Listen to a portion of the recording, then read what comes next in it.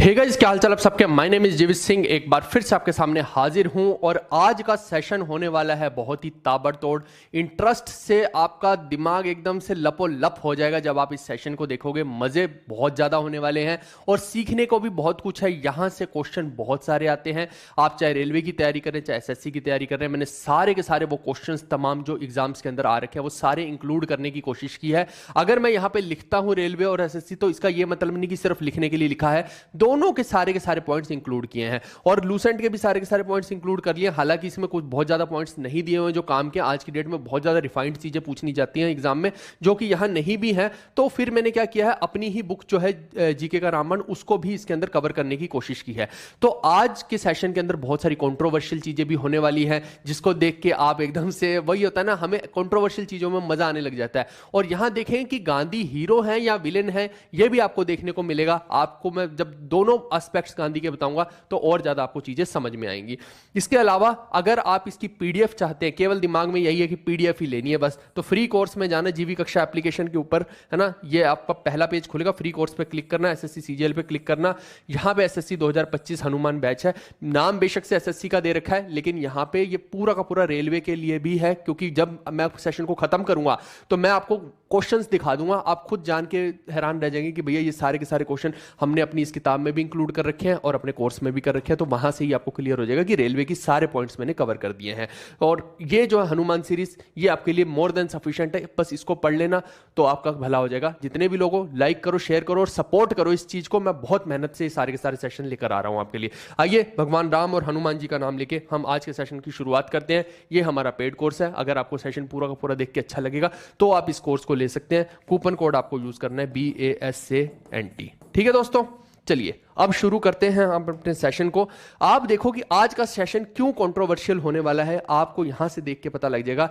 और यहां से ही हम पूरी की पूरी कहानी की शुरुआत करेंगे। गांधी जी के जन्म से लेके मरण तक की सारी बातें करेंगे और साथ में हम ये कंट्रोवर्सीज को भी समझ लेंगे जो अक्सर लोगों के माइंड में घूमती हैं। लोगों के अंदर हो सकता है भ्रम भी हो सकता है सच भी हो। अब वो आज आप डिसाइड खुद करेंगे इस चीज को देखने के बाद।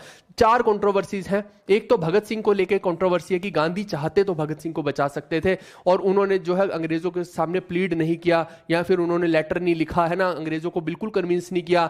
गांधी इरविन पैक्ट में दोनों बैठे भी हैं और बात नहीं कर रहे हैं, है ना, भगत सिंह के बारे में।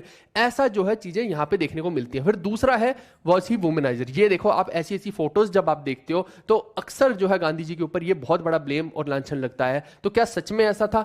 वो विद प्रूफ्स हम यहां पे देख लेंगे। इसके अलावा क्या उनके जो पॉइंट ऑफ व्यू है वो लिबरल है अबाउट वीमेन उस टाइम के हिसाब से, तो वो भी एक चेक करेंगे। और चौथा है was he responsible for division. अक्सर लोग बोलते हैं कि गांधी जी की वजह से ही भारत और पाकिस्तान अलग अलग हो गए, नहीं तो पाकिस्तान भी आज भारत का अभिन्न अंग होता और हम अखंड भारत में रह रहे होते, अनडिवाइडेड इंडिया में रह रहे होते। और उस टाइम पे बहुत बड़ी वायलेंस हुई, तो क्या उस वायलेंस के लिए भी इन्हीं को जिम्मेदार ठहराना चाहिए? ऐसे तमाम चीजें हैं जिनकी गुत्थियां आज के सेशन में सुलझ जाएंगी और साथ में सारे के सारे क्वेश्चंस भी कर लेंगे। तो आइए एक एक करके हम देखते हैं। आप देखो कि ये जो पॉइंट, सबसे पहला तो यही पॉइंट हम समझ लेते हैं। इसके अंदर जो है बहुत सारी ऐसी आपको वीडियोस, बहुत सारी क्लिप्स आपने जगह जगह पे भरी हुई देखी होंगी गांधी जी के बारे में, है ना। तो आप देखो कि गांधी जो है ना, उनके बारे में बहुत जगह पे आपको ये चीजें देखने को तो मिलेंगी, लेकिन मैं प्रूफ के साथ आपको कुछ कुछ चीजें समझाता हूं। यहां पे आप देखो, आपको क्या देखना है, ये एक बीबीसी है। बीबीसी चैनल का आपको पता होगा, ये वर्ल्ड वाइड चैनल है ना। तो ऑब्वियस सी बात है कि ये जो है, ये किसी का प्रेशर नहीं है इनके ऊपर, है ना। तो क्योंकि फॉरेन में बैठे हैं तो इजीली अपना पॉइंट ऑफ व्यू रख सकते हैं। और इन्होंने जो है अपनी वेबसाइट पे पूरे ऊपर छापा है ये आर्टिकल। उसके तहत मैं आपको बताता हूं, क्योंकि ऐसी अनरियलिस्टिक चीजें, है ना, या किसी और ने कुछ भी छाप दिया उसको उठा के मैं नहीं दिखाऊंगा, थोड़ा ऑथेंटिक सोर्सेज को दिखाऊंगा, है ना। और ये लिंक मैं डिस्क्रिप्शन में भी डाल दूंगा, वहां जाके आप खुद भी पूरे पूरे इस आर्टिकल को पढ़ सकते हो। इसमें देखो, इसका टाइटल ही है कि Gandhi wanted women to resist sex for pleasure. इसका टाइटल ही ये वाला है, ठीक है। तो अब यहां पे देख लेते हैं एक्चुअली में कि इनका पॉइंट ऑफ व्यू था क्या गांधी जी का, है ना। आप देखो कि शुरुआत में देखो, ऐसा नहीं है कि ये यूं ही कुछ भी अपने पॉइंट ऑफ व्यू रखे हुए थे। अब है तो बैरिस्टर थे और रिलीजियसली हम ये नहीं कह सकते कि गांधी जी कोई बहुत बड़े स्कॉलर थे। रिलीजियस के पॉइंट ऑफ व्यू से कह रहा हूं, स्पिरिचुअल स्कॉलर तो नहीं थे, है ना। बैरिस्टर थे और बैरिस्टर में भी ऐसा नहीं कि बहुत सक्सेसफुल बैरिस्टर थे। नेहरू और उनका परिवार इनसे कहीं ज्यादा सक्सेसफुल बैरिस्टर रहा, है ना, या फिर कहीं की लॉयर रहा, लेकिन ये उतने भी सक्सेसफुल बैरिस्टर नहीं रहे। लेकिन जब भारत के अंदर आते हैं तो इनकी फेम बहुत बहुत पीक पे जाती है। उसके क्या कारण रहेंगे वो भी मैं अभी आपको बताऊंगा। देखो, गांधी जी का जब टाइम था 1935 के आसपास की मैं बात बता रहा हूं। एक लेडी है मार्गरेट सेंगर, है ना, अमेरिका से ये लेडी है। ये जो है भारत के अंदर आती है और 18 अलग अलग सिटीज में घूमती है और ये गांधी जी के पास भी आती है और गांधी जी को आके उनके पॉइंट ऑफ व्यू जानने की कोशिश कर रही है ना, उनके आश्रम में आके, और उनसे पूछती है कि आपका वीमेन से रिलेटेड क्या क्या पॉइंट ऑफ व्यू है। तो जब ये इनसे पूछती है तो कि बर्थ कंट्रोल वगैरह कैसे होना चाहिए, क्या चीज होनी चाहिए, तो गांधी जी सीधा सीधा ये बोलने लग जाते हैं कि जो विमेन है उन्हें मर्दों को रजिस्ट करना चाहिए सेक्स करने के लिए, यानी कि नहीं करना चाहिए, सीधी बात है। और गांधी जी का एक और पॉइंट ऑफ व्यू यहाँ पे ये था कि जो भी लड़का है ना अपने बाल बूल बहा के बढ़िया से कपड़े कुपड़े पहन के जो विमेन के सामने जाता है, ये भी चीज नहीं होनी चाहिए। फिर अगला point of view Gandhi ji ने इनको ये बोला कि जो औरतें आकर्षक कपड़े पहन के आदमियों के सामने जाती, ये भी नहीं होना चाहिए, ये भी प्रोहिबिट होना चाहिए। तो ऐसी बहुत सारी कंट्रोवर्शियल थिंग्स जो गांधी जी इनको बोल रहे हैं, है ना। और बेसिकली वो ये कह रहे हैं कि 13 की उम्र थी कस्तूरबा की, है ना, जब गांधी जी की शादी कस्तूरबा से हो रही है एक तरह से। और उस टाइम से लेके 38 इयर्स तक इन्होंने बोला कि मैंने जो है कस्तूरबा के साथ 4 बच्चे पैदा किए, लेकिन उसके बाद जो सिनेरियो रहता है कि उसके बाद जब भी मैं इंटीमेट होने की कोशिश उसके साथ कर रहा था तो मुझे एक गिल्टी वाली फीलिंग हो रही थी। ये इस लेडी को पूरे के पूरे इसमें बता रहा है। और ये किसकी किताब से पता लगता है? रामचंद्र गुहा की, है ना। रामचंद्र गुहा राइटर हैं, इनकी किताब से पता लगता है। आप पूरा आर्टिकल पढ़ लेना तो वहां से आपको और ज्यादा थोड़ा सा इंटरेस्टिंग चीजें पता लगेंगी। तो ये उनको सारे का सारा बता रहा है, तो गुहा साहब पूरा का पूरा लिख रहे हैं, है ना। तो ये इनकी कॉन्वर्सेशन जो हुई है उन्होंने अपनी किताब में नोट की है। तो उसके बाद देखो, ये गांधी जी के पॉइंट ऑफ व्यू है 1935 तक के, ठीक है, कि ऐसे ऐसे वो सोच रहे हैं कि नहीं सेक्स जो है वो केवल और केवल बच्चे पैदा के लिए होना चाहिए, उसके बाद बिल्कुल भी नहीं होना चाहिए। तो ऐसा इनका पॉइंट ऑफ व्यू है उस टाइम तक। और आगे चल के 1948 के अराउंड तक, जब भारत ऑलमोस्ट आजाद हो गया है, सब कुछ हो गया है, तो वहां पे इनका एक अलग पॉइंट ऑफ व्यू पनपता है ना। आप देखो यहां पे जरा कि जब डिवीजन होती है इंडिया की, तो वो किस वजह से हो रही है? बंगाल में बहुत ज्यादा दंगे हो रहे हैं ना, मुस्लिम स्पीक पे जा रहे हैं, वो वायलेंस हो रही है पूरी की पूरी। तो गांधी जी कहीं ना कहीं उस टाइम पे खुद को ब्लेम कर रहे हैं कि ये जो सारे का सारा कारण है ना, आपको बड़ी अजीब सी बातें लगेंगी अभी सुन के। तो गांधी जी बोल रहे हैं कि ये सब मेरी वजह से हो रहा है, ये आदमी सब कुछ अपने ही सर पे लेके बैठा हुआ कि नहीं नहीं इसकी वजह से ये सब कुछ हुआ है ना। तो अब आप देखो कि ये सोच रहे हैं यहां पे कि मैं इन सबको अच्छी शिक्षा नहीं दे पाया, जैसे पापा सोच रहे होते हैं ना, कि ये इसीलिए आपस में लड़े भिड़े जा रहे हैं। मैंने बहुत कोशिश की कि एक नॉन वायलेंस वाला रास्ता अपनाया जाए, लेकिन फिर भी ये देखो कि कितनी वायलेंस कर रहे हैं। इतना समझा लिया फिर भी इन निकम्मों के दिमाग में जो है बात नहीं पड़ी। तो वहां पे जाके उन्होंने कहीं ना कहीं सोचा कि भैया ये सब मेरी वजह से हो रहा है और मैंने सेलिबेसी को बहुत ज्यादा अच्छे से अपनाया नहीं है। सेलिबेसी का मतलब होता है ब्रह्मचर्य को। तो ये मान रहे हैं, ये कह रहे हैं ये अपने आप ही, है ना, कि मैंने ब्रह्मचर्य को अच्छे से फॉलो नहीं किया इसलिए ऐसा हो रहा है। मतलब समझ नहीं आया मेरे को भी कि क्यों ऐसा बोल रहे हैं, क्या सेंस बैठती है। मतलब वो बेसिकली जा रहे हैं कि मैंने खुद को ठीक नहीं किया इसलिए समाज गंदा हो गया, है ना। तो इस वजह से उन्होंने क्या किया, उन्होंने बोला कि अब मैं एक एक्सपेरिमेंट करना चाहता हूं। ये रहा वो एक्सपेरिमेंट, है ना। तो इन्होंने अपनी ही ग्रैंड नीस, ठीक है, ग्रैंड नीस यानी मनु गांधी को और एक और डिवोटी को जो है, दोनों को ये बोला कि आप दोनों के साथ मैं एक्सपेरिमेंट करूंगा and I want to share bed with both of you, है ना। तो आज रात आप दोनों मेरे साथ सोएंगे बेड पे ही, मेरी ही बेड पे। तो अब ये भाई साहब अलग एक्सपेरिमेंट, इनके अभी अरमान पीक पे जा रहे हैं ना, 38 इयर्स तक सेलिब्रेसी कर ली, अब यहां पे आके जो है ये अपने एक्सपेरिमेंट्स कर रहे हैं कि एक्सपेरिमेंट विद द ट्रूथ, है ना, कि मैं देखना चाहता हूं कि अभी जो है मैं अपने आप को कंट्रोल कर सकता हूं कि नहीं कर सकता, है ना। ये तो वही वाली बात होगी कि एक क्षत्रिय बोले, एक सोल्जर बोले कि भैया ये इतने दिन से मैंने बंदूक नहीं उठाई, मैं चेक करना चाहता हूं कि अभी जंग तो नहीं लग गया बंदूक में। ये अलग ही टाइप का सिस्टम चल रहा है यहाँ पे। तो इनको बहुत सारे लोगों ने मना किया कि भाई साहब ऐसे वाले एक्सपेरिमेंट मत करो, आपकी इमेज खराब हो जाएगी, सॉइल हो जाएगी, लेकिन ये भाई साहब कर रहे हैं। अब उसके बाद क्या नतीजा निकला अपने को कौन ही पता ना, हमने चेक किया। तो कुल मिला के बात ये है कि ये सारी की सारी जो है इस आर्टिकल में दर्ज है, आप पढ़ सकते हैं आराम से बैठ के, आपको पता लग जाएगा। बट कुल मिला के आप यहां से ये पाएंगे कि जो फाइनली क्रक्स निकलता है कि इनके जो विमेन से रिलेटेड, अब विमेनाइजर का तो आप यहीं से देख लो, है ना, वो बेसिकली वो कह रहे हैं कि मैं तो अपने आप को कंट्रोल में करने के लिए ये सब कर रहा हूं, अब उसको आप कैसे प्रिटेंड करना चाहते हो वो आप देखो, है ना। बेसिकली तो इनकी ग्रैंड नीस वगैरह यही सब है, इनके क्लोज्ड वन ही है जो ये फोटोज आप देखते हैं। इनसे आप ऐसे कुछ भी अंदाजा नहीं लगा सकते कि ये कोई विमेनाइजर है या कुछ ऐसा है, ठीक है। तो ये सब फालतू की चीजें हैं विमेनाइजर वाली तो, बट ये जो चीज है ये आपके सामने है। अच्छा, क्या ये फेमिनिज्म को बढ़ावा देते हैं? नहीं, फेमिनिज्म को भी बढ़ावा नहीं देते हैं। ये कहते हैं कि बेशक से औरतों को आगे बढ़ने का अधिकार है, लेकिन बच्चे पालना और घर को चलाना ये भी औरत का ही काम है, ये आदमी नहीं करेगा। तो अब क्या हम यहां से ये अंदाजा लगाएं कि गांधी के जो विचार हैं वो मॉडर्न है सच में या फिर दकियानूसी हैं? तो मैं आपको ये बोलना चाहूंगा उस समय के हिसाब से गांधी की सोच थोड़ी आगे चल रही है, विमेन से रिलेटेड, मैं विमेन से रिलेटेड बात कर रहा हूं, है ना। तो वहां उस समय के हिसाब से इनके विचार मॉडर्न है, लेकिन आज के समय के हिसाब से गांधी के विचार देखते हैं तो मॉडर्न नहीं है। क्यों?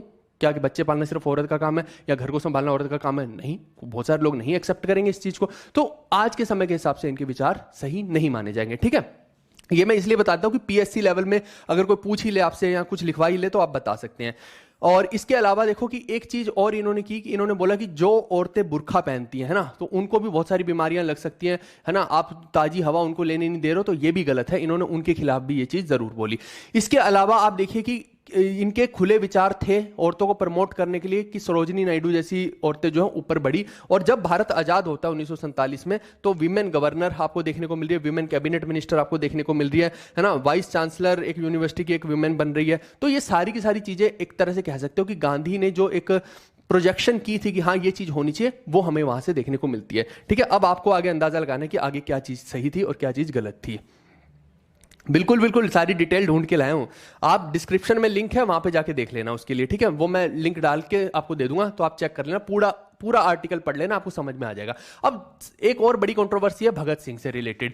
तो ऐसा बोला जाता है कि इरविन और गांधी सामने बैठे हैं, बातचीत कर रहे हैं, लेकिन गांधी जो है अपना कोई भी point of view Bhagat Singh से रिलेटेड यहां पे नहीं रखते हैं। तो इसके बारे में क्या कहना है? और यह बोला जाता है कि मदन मोहन मालवीय ने 1931 में जबकि लिख के भेजा था कि भगत सिंह को जो है फांसी ना दी जाए, है ना, इरविन को लिख रहे हैं, लेकिन गांधी क्यों नहीं लिख रहे हैं? और एक आर्टिकल आपने और फैलता हुआ नजर आया होगा आपको इंटरनेट पे, जिसमें यह लिखा हुआ है कि गांधी और नेहरू बहुत ज्यादा उत्सुक थे कि भगत सिंह को जल्दी से जल्दी फांसी हो जाए।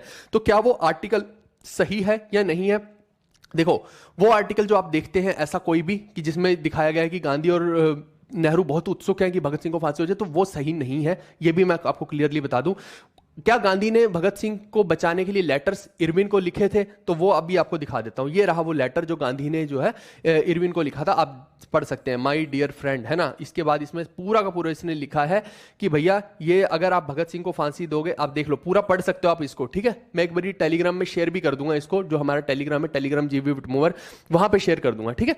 तो आप इसको आराम से पढ़ लीजिएगा। अभी भी अगर आपको दिख रहा है तो इसको पढ़िएगा, आपको मजा आएगा। तो इसमें गांधी जी ने साफ साफ लिखा है कि भगत सिंह को आप फांसी जो है रोक दीजिए। सस्पेंशन का पहली बार में उन्होंने सस्पेंशन के लिए बोला था 1930 के अंदर ही, है ना, कि और उस टाइम पे दांडी मार्च भी चल रही थी, ये भी आपको दिमाग में रखना है।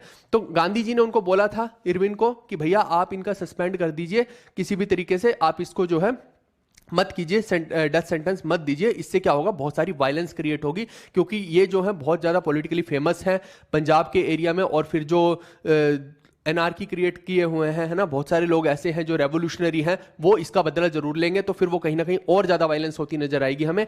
तो मैं नहीं चाहता कि वो वायलेंस हो। गांधी जी ने ये रीजंस दिए, है ना।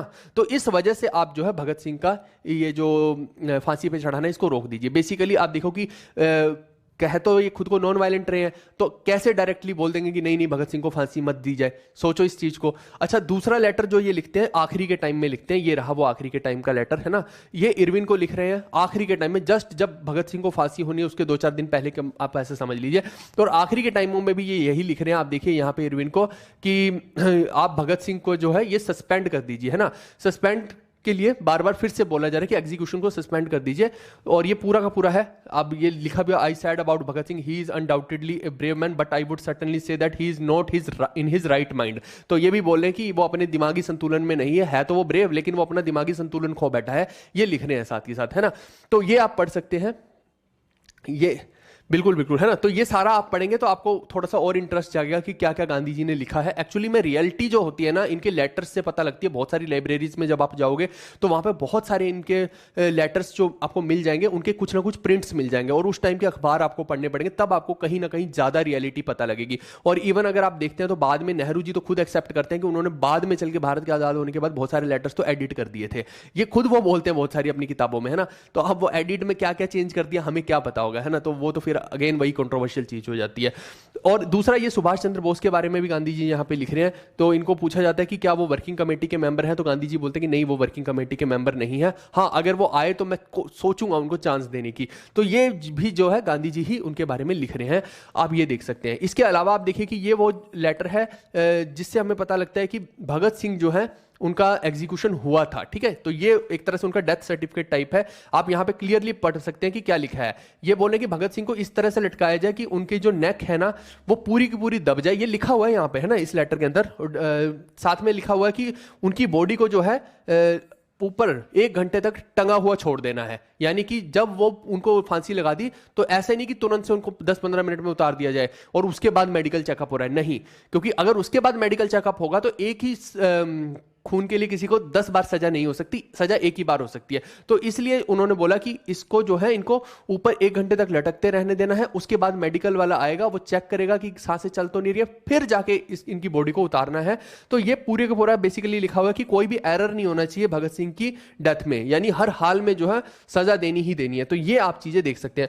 अच्छा, यहाँ पे ये तो ये हो गया, और साथ में देखो कि कुछ लेटर्स इन्होंने भगत सिंह को भी लिखे थे और इन्होंने बोला था कि आप एक्सेप्ट कर लीजिए कि आप जो है आगे से कभी भी नॉन वायलेंस नहीं करेंगे, तो मैं कोशिश करूंगा आपको बचाने की। लेकिन भगत सिंह ने ऐसा कोई भी माफी मांगने से अंग्रेजों से इंकार कर दिया था। जबकि आप देखिए कि वीर सावरकर की बात करते हैं तो उन्होंने तो फिर माफी मांग ली थी, है ना, कालापानी की जेल में जाने के बाद भी। लेकिन यहां पे भगत सिंह ऐसी सिचुएशन में है कि भैया उन्होंने बिल्कुल भी बोला कि नहीं, मैं माफी तो नहीं मांगने वाला, और जो मैंने किया है कुछ गलत नहीं किया। वो अपने चीजों पे अड़े हुए थे बेसिकली, सीधी बात तो ये है। और मुझे लगता है कि जब राउंड टेबल कह रहा हूं, दोनों के बीच में बातचीत चल रही है ना, इरविन और गांधी का पैक्ट हो रहा है, तो वहां पे गांधी जी ने इस पूरी की पूरी बात का मुद्दा नहीं उठाया, है ना। ये लेटर वाली चीज तो चल रही है, लेकिन आमने सामने बैठते हैं तो वहां मुद्दा नहीं उठाया, तो वहां कहीं ना कहीं इनका दोष जरूर बोला जा सकता है। बट अगेन वही है कि भगत सिंह नहीं मानना चाह रहे हैं क्योंकि वो एक अलग आइडियोलॉजी के पर्सन है और ये अलग है। ये वायलेंस को सपोर्ट कैसे कर देंगे? जब चोरी चोरा कांड हुआ तब जाके वो पूरे का पूरे जब नॉन कोऑपरेशन को ही वापस बुला रहे हैं, तो आपको क्या लगता है कि भगत सिंह अकेले को बचाने के लिए वो क्या करेंगे? इरविन को ये बोलेंगे कि नहीं नहीं भैया भगत सिंह को छोड़ दो, भगत सिंह को छोड़ दो, क्या करेंगे? और अच्छा, दूसरा एक और कारण भी मैं बताता हूं, इरविन चाहता तो भी शायद वो नहीं छोड़ सकता था। इसका एक और कारण भी मैं बता देता हूं। क्योंकि आप देखिए कि जो भगत सिंह राजगुरु सुखदेव को पकड़ा गया है वो ब्यूरोक्रेसी पे हमले में पकड़ा गया। यानी कि आप समझो कि किसी पुलिस वालों को या जैसे आज मान लो कि किसी आईपीएस अधिकारी को आप मार दो, कोई भी व्यक्ति, या आईआरएस को मार दो, तो वो पूरी लॉबी जो होती है ना सोल्जर्स की पूरी वो लॉबी है, वो विरोध करने लग जाती है, सरकार के ऊपर हावी होने लग जाती है और प्रेशर क्रिएट करती है। तो आप समझो कि उस टाइम के जो सिविल सर्वेंट थे उनका बहुत बड़ा प्रेशर था इरविन के ऊपर कि भैया आप इनको छोड़ नहीं सकते हो, इन्होंने हमारे बंदे को मारा है, इनको अब सजा होगी ही होगी। तो ये भी एक कारण रहा कि इरविन चाहता तो भी शायद उतना ज्यादा उस चीज को रोक नहीं सकता था। ठीक है, हालांकि बात यह भी हुई थी कि कम्यूट कर दिया जाए सजा को, यानी कि फांसी की सजा ना देके लाइफ इंप्रिजनमेंट दे दी जाए, लेकिन वो नहीं कर पाया, है ना। और ना ही भगत सिंह ने कभी माफी मांगी है। तो इस तरीके से हम समझ सकते हैं कि गांधी के जो एफर्ट थे वो पार्शियल एफर्ट थे, यहां पे कंप्लीट एफर्ट आप नहीं देख सकते हैं। ठीक है जी, बिल्कुल बिल्कुल बिल्कुल। बोल रहे गांधी जी अच्छे थे कि बुरे थे? आपके सामने है, मैंने बता दिया, आप खुद डिसाइड कर लो कि अच्छे थे कि बुरे थे। मैं कौन होता हूं बताने वाला? क्या मैं हूं इस चीज के लिए कोई जज कि हाँ मैं गांधी जी को वर्डिक्ट सुनाऊंगा? अब अच्छे थे कि बुरे थे, अभी तो मैंने कंट्रोवर्शियल चीजों की बातचीत की है। यहां पे पार्शियल एफर्ट आपको गांधी जी के देखने को मिलते हैं। अच्छा, इसके अलावा अगर कोई पूछे कि क्या गांधी जी की वजह से देश का बंटवारा हुआ है, तो आप इसमें कंप्लीटली गांधी जी का दोष नहीं बोल सकते कि गांधी जी की वजह से बंटवारा हो रहा है, क्योंकि उसके अंदर जो है कहीं ना कहीं जो दोष जिन्ना का भी आपको देखने को मिलेगा कि जिन्ना को दिख रहा है कि यहां पे जो है मुस्लिम लीग की दाल कभी भी लॉन्ग टर्म में नहीं गलने वाली है, क्योंकि जो कांग्रेस है वो हमेशा अपना ही चाह रही है। वो चाह रही है कि नहीं नहीं वही जो है पिक्चर में रहे, और बहुत सारे मुस्लिम कांग्रेस के साथ भी हैं। तो अल्टीमेटली अगर मुस्लिम लीग यहां पर रुक भी जाती तो आपको क्या लगता है कि अल्टीमेटली क्या उनका कभी पीएम बन सकता था? कभी बन ही नहीं सकता था। सोच के भूल ही जाओ तुम कि उनका बन सकता था। उनकी वोट्स हमेशा कम ही रहती भारत के अंदर, है ना। तो इस वजह से उनके दिमाग में ये जरूर था कि हमें एक सेपरेट नेशन कर लेते हैं, वहां पे जाके हम पीएम बनेंगे, सीधी बात है ना। तो वो एक कहीं ना कहीं एम्बिशियस एफर्ट उनके जरूर देखने को मिले, जिसकी वजह से इतना ज्यादा वायलेंस हो गया, है ना। ये भी एक कारण बनता है। तो इतने ज्यादा वायलेंस में आप देखो कि नेहरू जी गांधी जी से बात कर भी रहे हैं कि बापू क्या करना है, लेकिन आप देखो गांधी जी उनको यही बोल रहे हैं कि अगर देश ही नहीं बचेगा, लोग ही नहीं बचेंगे, तो तुम राज किसके ऊपर करोगे? इससे अच्छा है कि तुम मान लो इस बात को। तो फिर कहीं ना कहीं जाके जो बंगाल में इतनी हिंसा हुई थी वो रुकी तभी, है ना, और बंटवारा हुआ। इवन बंटवारे के टाइम पे भी आप देखिए कि कितनी ज्यादा मारकाट और लोग मरे हैं, है ना। तो उधर जो है आप पाकिस्तान की साइड देखिए कि कोई भी हिंदू था तो कितने मारकाट हुआ, और इधर मुसलमानों के साथ हुई। तो वो उसके लिए भी कोई खास प्रोविजन इन लोगों ने नहीं किए, है ना। इसी वजह से मैंने बोला कि गांधी जी अंत में खुद को ही कोस रहे थे कि ये मेरी वजह से ही सब कुछ हुआ है ना। खुद को ही दोषी करार दे रहे थे कि मेरा ही व्यक्तित्व शायद सही नहीं है, इस वजह से ऐसा हुआ है। कहीं ना कहीं खुद ही एक्सेप्ट भी उस चीज को कर रहे हैं। ठीक है, तो ये आप चीज बोल सकते हैं। चारों कंट्रोवर्सीज का मैंने क्लियर कट आपको उत्तर दे दिया। अब उसको जो भी आप समझना चाहें समझ सकते हैं।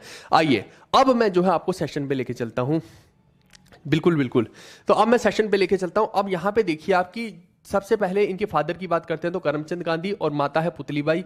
तो दोनों का बच्चा होता है गांधी, है ना, महात्मा गांधी जिसको आप बोलते हो। मोहनदास इसका असली नाम है, तो मोहनदास करमचंद गांधी आपको बोलना चाहिए। इनकी जो शादी है कस्तूरबा बाई से हो रही है 13 की उम्र में, आप मान लीजिए। और दोनों जो है शादी करने के बाद आप देखो कि 4-4 बच्चों को जन्म देते हैं। मोटा मोटा आप देखिए कि गांधी जी वैसे तो सेक्स के लिए ये बोल रहे हैं कि औरतों को जो है मर्दों को मना कर देना चाहिए सेक्स के लिए, लेकिन यहाँ पे देखो लगभग 12 साल के इंटरवल पे ये 4 बच्चों को पैदा कर रहे हैं, है ना। इवन जो पहला बच्चा होता है वो जिंदा नहीं बच पाता गांधी जी का, और ऐसा बोला जाता है कि कस्तूरबा बाई उसके सदमे में थी। ये कैसी बात हुई भाई, उसके बाद 4-4 हो भी तो गए, तो इतना कौन सा सदमा लग गया, ये भी बड़ी वियर्ड सी बात बोली जाती है ऐसी इनके बारे में। चलो जो भी है, एनीवेज, बट यहां पे आप देखिए कि 4-4 लौंडे पैदा हो गए। अब इनमें से एक खास व्यक्ति है जिसका नाम है देवदास गांधी, है ना। तो देवदास गांधी के बारे में क्यों इंपॉर्टेंट है जानना, क्योंकि ये जो है ना, इनको प्यार हो गया था सी राजगोपालाचारी की डॉटर से, ठीक है। तो यानी कि इनकी जो बेटी है, 15 साल की उम्र में ये लौंडे प्यार कर रहे हैं ना, तो इनको इन्होंने बोला कि भैया मैं शादी करना चाहता हूं। तो उन्होंने बोला कि ऐसा करो, तनिक 5 साल इंतजार करो, अभी तुम नाबालिग हो, थोड़े से जब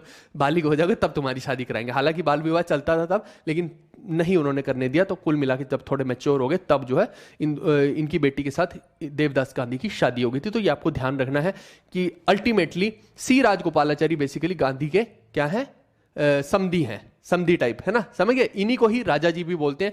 एंड ये कौन से गवर्नर जनरल हैं, इंडिपेंडेंट इंडिया तो नहीं कह सकते, डोमिनियन ऑफ इंडिया के पहले गवर्नर जनरल हैं जो इंडियन है, ठीक है। तो ये वही व्यक्ति हैं, जी जी जी चलो अब मैं थोड़ा से चीजें यहां पे बताता हूं गांधी की पूरी टाइमलाइन के बारे में। 1869 से 1948 के 1869 अच्छा उनका बर्थ के बाद लिख दिया टीम वालों ने, ठीक है। 1869 से 1948 के बारे में हम बात करेंगे। और वैसे तो कायदे से जो है वो भारत में 1915 में आ रहे, तो मेन इवेंट्स हम 1915 के देखेंगे, बट कोई बात नहीं, मैं पूरा ही बता देता हूं। फुल नेम इनका है मोहनदास करमचंद गांधी, कोई पूछ ले तो। और पैदा कब हो रहे हैं 1869 में, तो इनका जो है 2 अक्टूबर 1869 को पोरबंदर गुजरात के अंदर जो है इनका जन्म होता है, ठीक है। गुजराती हैं, के करे है, ठीक है। फिर एडॉप्टेड सन आप देखिए इनका कौन है, जमनालाल बजाज है। 4 तो थे भाई, एक और एडॉप्ट कर लिया, ये अलग ही भावुक इंसान है, भरे बड़े अंदर से सब लोग चलो मैरिज इनकी जो है 1888 के अंदर कस्तूरबा गांधी से होती है, ये आप ध्यान रखिएगा। और इनके पॉलिटिकल गुरु जो है वो जीके गोखले साहब है ना, गोपाल कृष्ण गोखले, जो इनको अल्टीमेटली इनविटेशन देते हैं कि आप साउथ अफ्रीका से भारत के अंदर आइए और यहां पे सर्व कीजिए, ये आप ध्यान रखिएगा। और इनके मेंटोर भी हैं, और यही गोपाल कृष्ण गोखले जो है मोहम्मद अली जिन्ना के मेंटोर भी हैं। आप देखिए कमाल की चीज। और जिन्ना शुरू में कांग्रेस की ही सपोर्ट में थे, बाद में चल के जब दूसरों ने उनको बताया, दिमाग में घुसाया कि भैया तुम वहां कहां घूम रहे हो, वहां तुम्हारी दाल निकलने वाली, तब जाके वो जो है मुस्लिम लीग में शामिल हुए हैं। And he is called the real founder of Muslim league, ठीक है भाई।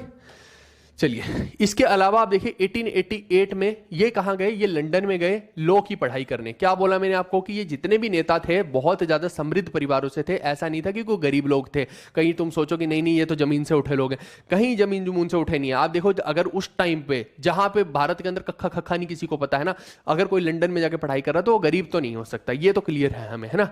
तो आप देखो कि लंदन में जाते हैं और पढ़ाई करते हैं लॉ की। इसके अलावा आप देखिए 1891 में इनको बैरिस्टर की डिग्री मिलती है लंदन से, ये आपको ध्यान रखना है अगर कोई पूछ ही ले तो। आप देखो कि इसके बाद ये भारत नहीं आ रहे हैं, अभी ये कहां जा रहे हैं 1893 में, यहां डिग्री पूरी करके ये जा रहे हैं साउथ अफ्रीका। इनको वहां के लोग अच्छे लग गए होंगे, है ना, कैसे क्या पता कोई पसंद आ गया हो वहां पे, नहीं अफ्रीका चलते हैं, अरे जहाज तो अफ्रीका को घुमा ले, आज भारत ना जाऊंगा मैं अफ्रीका जाऊंगा, चलो जहां भाई का दिल किया वहां निकल लिया। तो इसके बाद जो है went to South Africa to fight the case of a person named Abdullah. तो अब्दुल्ला साहब का केस उनके ऊपर था, पता नहीं शायद वहां पे कोई वकील नहीं था इसीलिए उन्होंने गांधी जी को बुला लिया, है ना। तो अब्दुल्ला साहब का केस लड़ने के लिए गए थे, ये आप ध्यान रखिएगा। और वहीं पे 1894 में ये एक नेटल कांग्रेस बनाते हैं गांधी जी, क्योंकि उस टाइम पे साउथ अफ्रीका के अंदर ना बहुत ज्यादा रेशियल डिस्क्रिमिनेशन चल रहा था, है ना, छुआछूत की बीमारी कुछ ज्यादा ही चल रही थी। उसको खत्म करने के लिए गांधी जी जो है आप समझिए कि नेटल कांग्रेस का फॉर्मेशन कर रहे हैं साउथ अफ्रीका में। इसके अलावा आप देखो कि लोगों को ऐसा लगता है कि गांधी जी शायद पहली बार भारत, है ना, डिग्री करने के बाद 1915 में ही आए, जबकि ऐसा सत्य नहीं है, है ना। लोगों को लगता है कि कांग्रेस में एकदम से अचानक से वो आ गए, अचानक से कुछ नहीं हुआ है। 1901 के अंदर, ये बहुत इंपॉर्टेंट पॉइंट है कि 1901 के अंदर उन्होंने जो है कलकत्ता के अंदर एक कांग्रेस का सेशन हुआ था, जिसके अंदर गांधी जी आए थे अटेंड करने उस सेशन को, और यहीं पर उनकी पहली बार सबसे मुलाकात हो रही थी बड़े बड़े लीडर से, बाल गंगाधर तिलक से, जी के गोखले साहब से, है ना।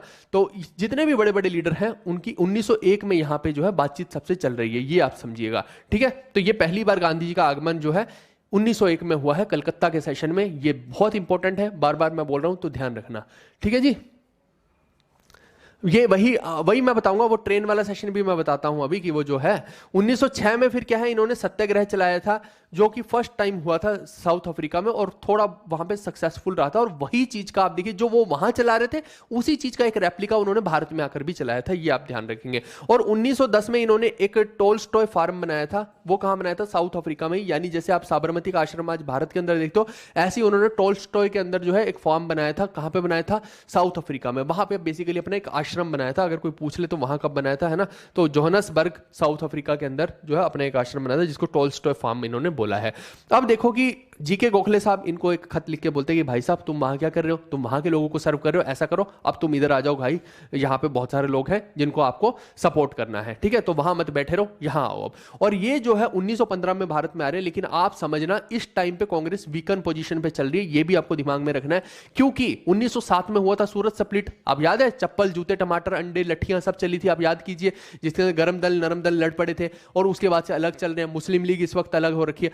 1916 में जाके सब एक साथ होते हैं। लेकिन यहां पे जीके गोखले साहब के ऊपर जिम्मेदारी है कि भैया किसी तरीके से कांग्रेस को अपलिफ्ट किया जाए, तो कोई ना कोई एक फ्यूचरिस्टिक लीडर चाहिए। तो गांधी जी को लिख के भेज रहे हैं 1915 में, भैया कि आ जाओ तुम अब यहां पे। अब वो जो ट्रेन वाला इंसिडेंट आप बोलते हैं कि उनको जो है किसी ने फेंक दिया बाहर में कि तुम्हें इस अपार्टमेंट में जाने की जरूरत नहीं है, तुम यहां के लायक नहीं हो, वो सब जो है इसी ड्यूरेशन में ही हुआ है, ये आप समझ सकते हैं, ठीक है। पता नहीं अब सच है झूठ है जो भी है, बट ये वाला इंसिडेंट हुआ है, हर जगह पे लिखा हुआ है, तो आप उसको ध्यान रखना। कोई जरूरी इंसिडेंट नहीं है, इसलिए मैं शेयर भी नहीं कर रहा हूं। अच्छा, ओशो और गांधी जी के विचारधारा भी जो है बहुत ज्यादा टकराव वाली है, अगर आप देखते हैं तो, है ना। तो गांधी जी बोलते हैं कि मैं तो 4th क्लास के ट्रेन के डिब्बे में जाऊंगा, क्योंकि मेरे भारत के सारे लोग जो जितने भी लोग हैं गरीब हैं, वो 4th क्लास के डिब्बे में जाते हैं। वहीं पे ओशो क्या बोलते हैं, वो बोलते हैं, ओशो रजनीश की बात कर रहा हूं मैं, वो बोलते हैं कि मैं फर्स्ट क्लास में जाऊंगा क्योंकि मैं चाहता हूं कि भारत के सब लोग जो फर्स्ट क्लास से ट्रैवल करें, इसलिए मैं चाहता हूं, है ना। वो बोल रहे हैं कि भारत के अंदर ही क्यों है 4 तरह के डिब्बे, आप यूरोप में जाके कहीं भी देखिए वहां एक ही तरह का डिब्बा होता है, वहां कोई स्पेशल डिब्बा नहीं होता, सारी ट्रेन एक जैसी ही होती है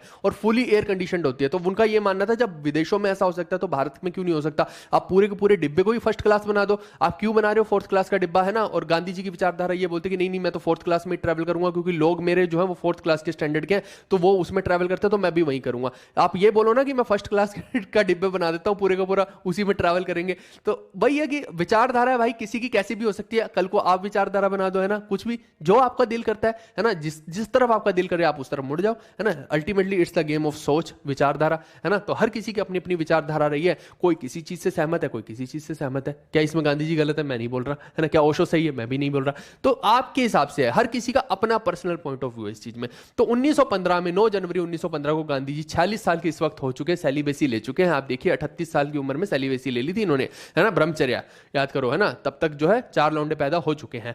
तो अब देखिए रिटर्न टू इंडिया, यहां पे जो है भारत वापस आ रहे हैं और गोपाल कृष्ण गोखले की रिक्वेस्ट पे आ रहे हैं, ये मैं पहले ही आपको बता चुका हूं। अच्छा, कई बार पूछते हैं कि कहां पे लैंड किए थे डायरेक्टली आकर, तो ये लैंड जो किए हैं वो अपोलो पोर्ट पे किए हैं, जो कि कहां है, बॉम्बे के अंदर है। तो कोई पूछ ही ले कि पहली बार जब भारत आ रहे हैं इतने टाइम के बाद, तो कौन से पोर्ट पे लैंड किया, अपोलो पोर्ट पे। कहां पे है ये? बॉम्बे के अंदर है, ये ध्यान रखना। और यहां पे इन्होंने जो अपना पहला आश्रम बनाया वो साबरमती आश्रम नहीं था। लोगों को लगता है साबरमती में ये रहे, सबसे पहले इन्होंने जो है एक अलग जगह पे, अहमदाबाद के अंदर ही है, मैं आगे कहीं ना कहीं डिस्कस कर लूंगा, है ना। तो ये रहा, मैं वही सोच रहा था कहाँ है, कोचरब, ठीक है। कोचरब में जो है इन्होंने, अहमदाबाद के अंदर ही है, वहां पहला आश्रम बनाया था, एक टेम्परेरी आश्रम। फिर बाद में जाके इन्होंने साबरमती नदी के किनारे अपना एक परमानेंट आश्रम बनाया था।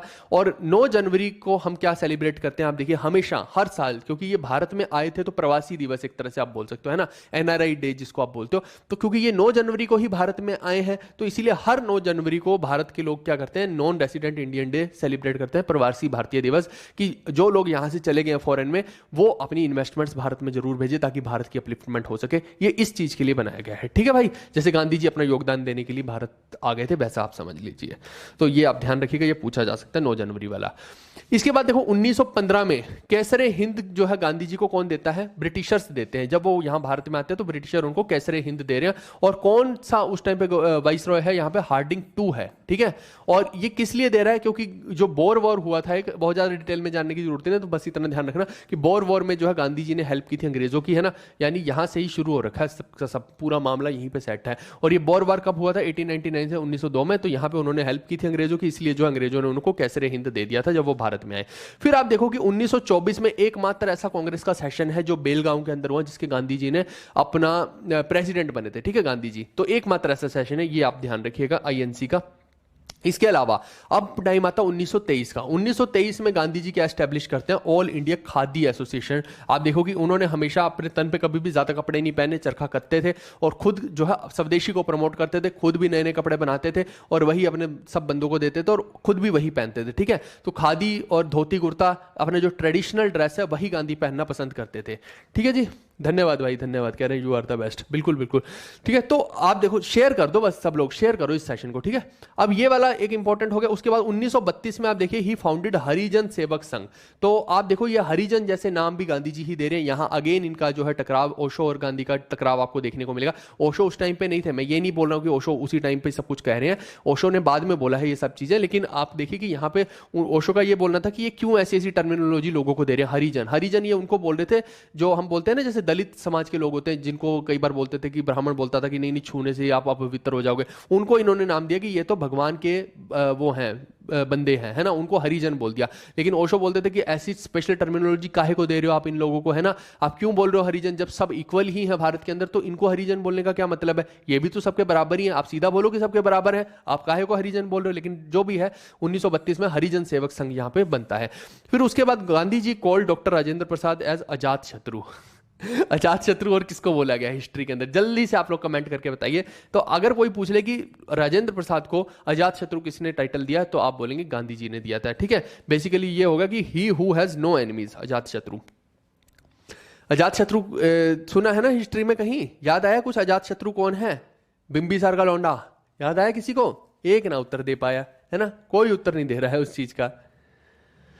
चलिए, बाद में आपकी रिप्लाई होंगे, जितने भी लोग देख रहे हैं बाद में रिप्लाई होंगे, है ना। फिर 1925 में आप देखिए कि गांधी जी ने क्या किया? ऑल इंडिया स्पिनर्स एसोसिएशन बनाई थी, अगर कोई पूछ ले, यानी कि अखिल भारत चरखा संघ बनाया था ताकि स्वदेशी को प्रमोट किया जा सके। और 1925 के ही टाइम में आप देखिए, याद करो, 1925 के टाइम में जो कानपुर का सेशन होता है उसमें कौन प्रेसिडेंट बनती हैं? सरोजनी नायडू, पहली फर्स्ट विमेन इंडियन प्रेसिडेंट बन रही है आईएनसी की, ये आपको ध्यान रखना है ना। और गांधी जी के हेल्प की वजह से ही बन रही है। तो मैंने बोला कि गांधी जी के विचार कहीं ना कहीं विमेन के लिए अपलिफ्टमेंट वाला कारण बने, ऐसा नहीं था कि वो अपलिफ्ट नहीं करना चाहते थे विमेन को, ठीक है। इसके बाद Gandhi ji gave the title of Bharat Kokila, यानी नाइटिंगेल, किसको टाइटल दिया? इन्हीं को दिया, सरोजनी नायडू को। और आप कह सकते हैं कि ये फर्स्ट वुमेन भी बनी जो गवर्नर बनी इंडिया के अंदर, उत्तर प्रदेश की। जब भारत आजाद होता है तो उत्तर प्रदेश की गवर्नर इनको बनाया जाता है। और ये गांधी जी की एक सोच का ही कारण था कि विमेन यहां पे अपलिफ्ट हुई है थोड़ी सी, ठीक है। इसके बाद आप देखिए कि आती है मतंगिनी हजारा, इनके बारे में भी कई बार पूछ लिया जाता है। ये इनको बोला जाता है ओल्ड लेडी गांधी। एक है ग्रैंड ओल्ड लेडी, वो है अरुणा असफ अली, है ना, वो अलग है, वो आगे क्विट इंडिया मूवमेंट में गांधी जी की हेल्प करेंगी। लेकिन ये कौन है? ये ओल्ड लेडी गांधी है। दो अलग अलग कैरेक्टर हैं, आप कंफ्यूज मत करना। तो इनको ओल्ड लेडी गांधी बोला जाता है, मतंगिनी हजारा को, और ये या फिर कह लो कि बूढ़ी गांधी बोला जाता है ना। तो इस तरीके से आप इनका नाम याद रखेंगे। ये भी एक रेवोल्यूशनरी है जिन्होंने उनकी हेल्प की है। इसके अलावा आप देखिए कि जो राष्ट्रपिता और फादर ऑफ नेशन का टाइटल है, ये गांधी जी को कौन दे रहे हैं? सुभाष चंद्र बोस दे रहे हैं, है ना। इनके बारे में मैं ऑलरेडी आपको कई सारे सेशंस में बता ही चुका हूं इस चीज के बारे में। और जो बापू का टाइटल है, बापू का टाइटल जो है पंडित जवाहरलाल नेहरू दे रहे हैं। तो ये दो अलग अलग टाइटल हैं, ये आप ध्यान रखना, क्योंकि पंडित जवाहरलाल नेहरू ही गांधी को बार बार बापू बोलते थे और ये राष्ट्रपिता बोलते थे। अब आपके राष्ट्रपिता हैं कि नहीं है वो आप देखिए, है ना। नोट तो तुम गांधी जी के ही लेके घूमते हो। एक गाना बना था कि तेरी फोटो क्यों नहीं लगती भगत सिंह नोटों पे ऐसे वाली गाना भी एक बना था, बड़ा फनी था, है ना। बट बात कहीं ना कहीं समाज की सच बोल रहे थे कि गांधी की फोटो ही क्यों लगेगी। तो उसका भी मैं कारण आगे चल के बताऊंगा कि क्यों इनको राष्ट्रपिता बोला गया, क्या वो जस्टिफाइड है, वो आगे चल के मैं आपको पूरा का पूरा बताऊंगा। इसके बाद आप देखिए कि महात्मा गांधी का जो टाइटल महात्मा बोलते हैं हम, है ना, गांधी का नाम कोई महात्मा गांधी नहीं है, लेकिन इनको महात्मा का टाइटल दिया किसने है? वो दिया रविंद्रनाथ टैगोर ने, ठीक है। और रविंद्रनाथ टैगोर को गांधी जी ने कौन सा टाइटल दिया था? गुरुदेव का टाइटल दिया था। ये लिखा नहीं है यहाँ पे, आप याद रखिएगा, गुरुदेव का टाइटल, ठीक है। ये मैंने जो है उसमें बुक में सब कुछ डाल दिया है जी। उसके बाद वन मैन बाउंड्री वॉल अगर बोला जाएगा, आप देखो कि सब लुढ़क जाएंगे लेकिन एक आदमी फिर भी खड़ा रहेगा, है ना, कि अभी मैं खेल रहा हूं। वो कौन है? गांधी जी। इसीलिए मैंने बोला कि इनका होना बहुत जरूरी है। अब यहीं से मैं बताता हूं, ये किसने बोला? लॉर्ड माउंटबेटन ने बोला है ना, जब भारत आजाद हो रहा था। लेकिन आप देखो गांधी की जरूरत क्यों है भारत को? आजादी में क्या सच में गांधी का इतना बड़ा कंट्रीब्यूशन है? उसका कारण मैं बता देता हूं। आप देखो, जब आपको पता है कि आपके ओपोनेंट के पास हथियार इतने ज्यादा हैं, सेना इतनी बड़ी है, तो क्या आप उससे लड़ भिड़ के जीत सकते हो? क्या आपको लगता है सच में कि आप ऐसा लड़ भिड़ के जीत सकते हो? बहुत मुश्किल काम है। तो उसमें आपको क्या करना पड़ेगा? आपको एक तो करेक्ट टाइम का इंतजार करना पड़ेगा कि इस समय पे हो सकता है इस बंदे को मेरी जब जरूरत पड़े तब मैं साथ नहीं दूंगा, ये एक हो सकता है।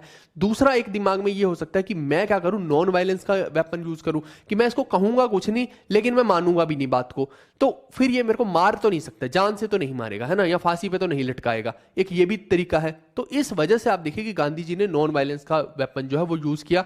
गांधी जी समथिंग लाइक कि एक रिवर है जो बह रही है ना, ये अपना निरंतर बह रही है, सब कोई जा रहा है, कोई आ रहा है ना, कोई कांग्रेस को छोड़ रहा है, किसी की डेथ हो रही है, किसी का कुछ हो रहा है, लेकिन गांधी जी यहाँ पे अभी भी लगे पड़े हैं, वो लगे हुए हैं, पूरा नदी की तरह बह रहे हैं। अब बहुत सारे लोग यहाँ पे आएंगे, वो ट्रिब्यूटरीज हैं एक तरह से, और बहुत सारे लोग यहाँ से जाएंगे भी, है ना, अपनी अपनी पार्टियां भी बनाएंगे, जो विरोध में वो पार्टियां बनाएंगे, कोई आएगा कोई जाएगा, ये सब चल रहा है, लेकिन एक आदमी फिर भी चलता जा रहा है। इसीलिए बोला कि वन मैन बाउंड्री वॉल, इसलिए गांधी की जरूरत थी भारत को आजाद करवाने में। क्या सारे फैसले गांधी के सही थे? नहीं, ऐसा भी नहीं है, कुछ फैसले सही थे और कुछ फैसले नहीं थे सही, हर कोई ग्रे शेड में है ना। लेकिन क्या उस टाइम पे सबके अंदर इतनी समझ थी कि कोई ना कोई फैसले ले ले? क्या पूरे देश के अंदर, जिसके अंदर आप सोचो इतना ज्यादा कल्चरल डिफरेंस है, इतने ज्यादा लिंग्विस्टिक डिफरेंसेस हैं, वहां पे किसी ना किसी एक को तो बनाने पड़ेंगे फैसले, है ना। ऐसा तो हो नहीं सकता कि सब लोग उठ उठ के आ जाए कि नहीं मैं फैसले लूंगा, नहीं मैं फैसले लूंगा। तो इसलिए गांधी जी बोलते थे माई वे इज माई वे और हाईवे, है ना, सीधा मेरी बात को सुनो, आलतू फालतू की चीजें मत करो, जो मैं बोल रहा हूं वही होना चाहिए। यानी एक आदमी की अथॉरिटी के हिसाब से ही पूरा का पूरा सिस्टम चलना चाहिए।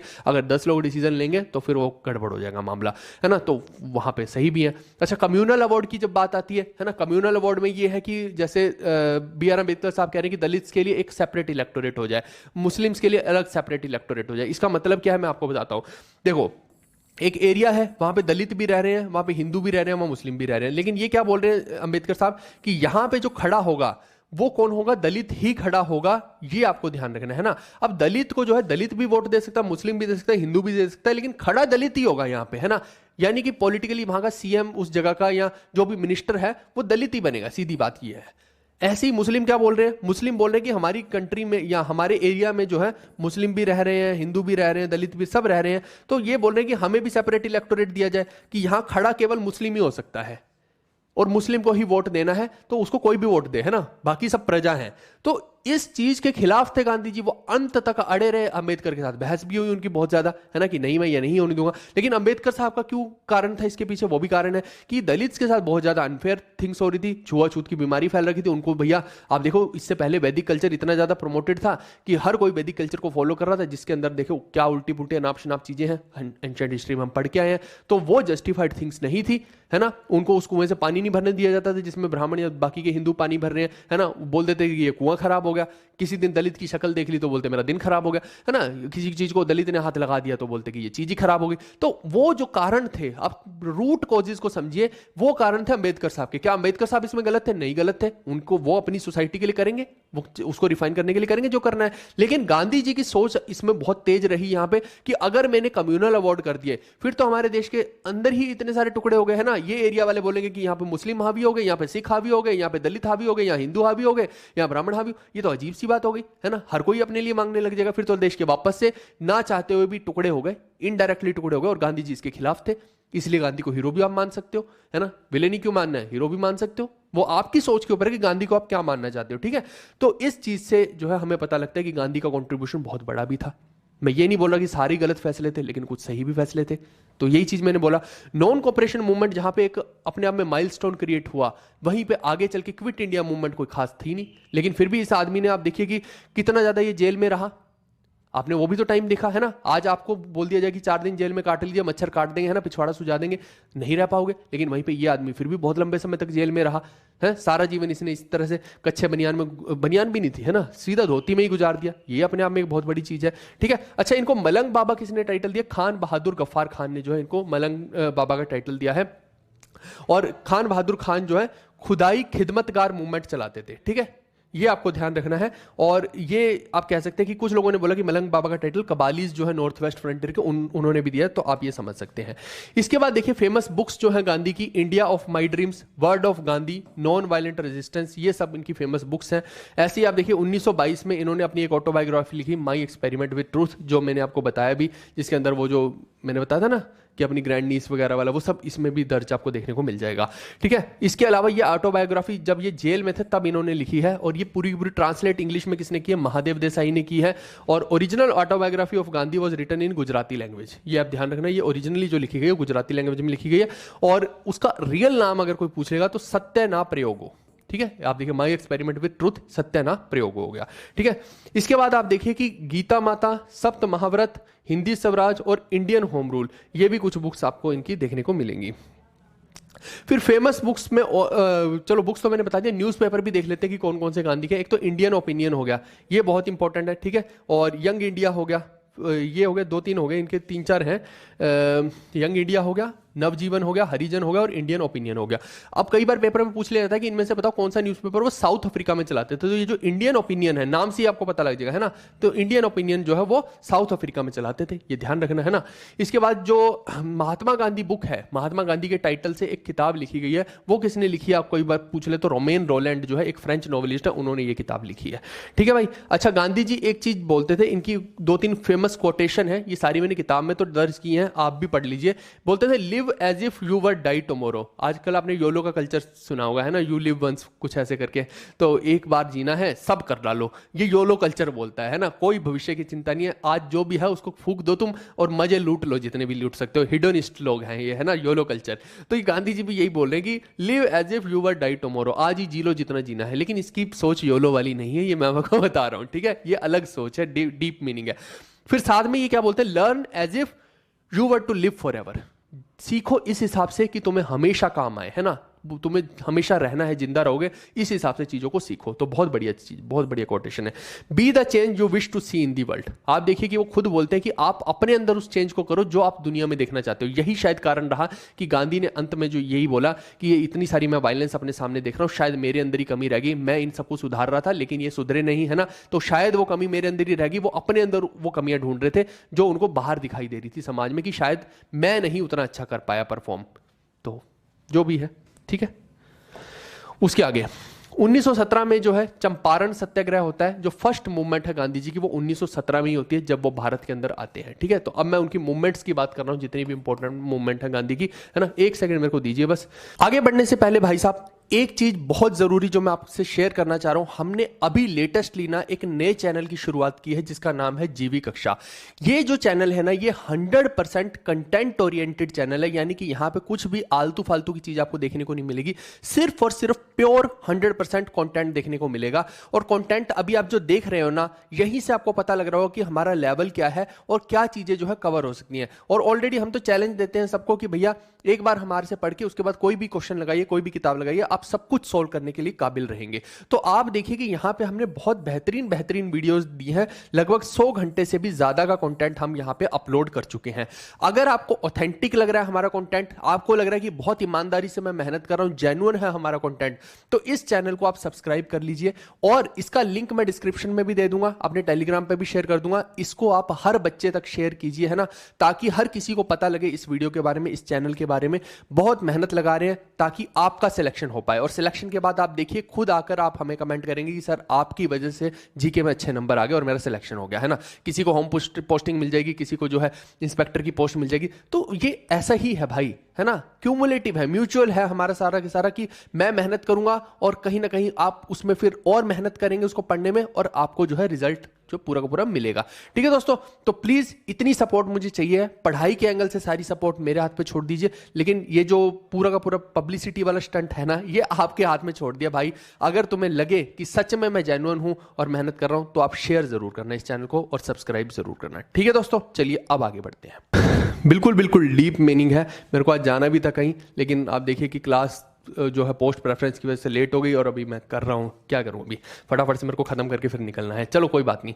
आप देखिए कि 1917 में जो है चंपारण सत्याग्रह होता है, पहली मूवमेंट है। अच्छा, गांधी जी को इस मूवमेंट के लिए कौन मनाने आ रहा है? राजकुमार शुक्ला जो है वो पीजेंट के बिहाफ पे आ रहे हैं कि भैया गांधी जी आप हमारी हेल्प कीजिए, गांव में लोग परेशान है टैक्सों को लेके, है ना। और साथ में जो है उनको फोर्स किया जा रहा है कि इंडिगो जो है 3/20 पार्ट पे उगाना है। जैसे ये आपकी जमीन है, इसके 20 टुकड़े कर लीजिए, तो ये 3/20वां भाग जो है इसके ऊपर आपको नील की खेती करनी है। और जहां पे किसान नील की खेती करता था वो जमीन ही बंजर हो जाती थी। और ये नील की खेती क्यों कर रहे थे? क्योंकि जो नील है, डाई जो होती थी ना ब्लू कलर की, वो यूरोप में जो है कपड़ों के अंदर बहुत ज्यादा इस्तेमाल हो रही थी, तो उसकी डिमांड एकदम से बढ़ गई थी। इसलिए अंग्रेज जो है यहाँ पे फोर्स कर रहे थे। वो बिजनेस के हिसाब से सोच रहे थे, किसान अपनी जमीन के हिसाब से सोच रहा था कि हमारी जमीन खराब कर रहे हैं ये।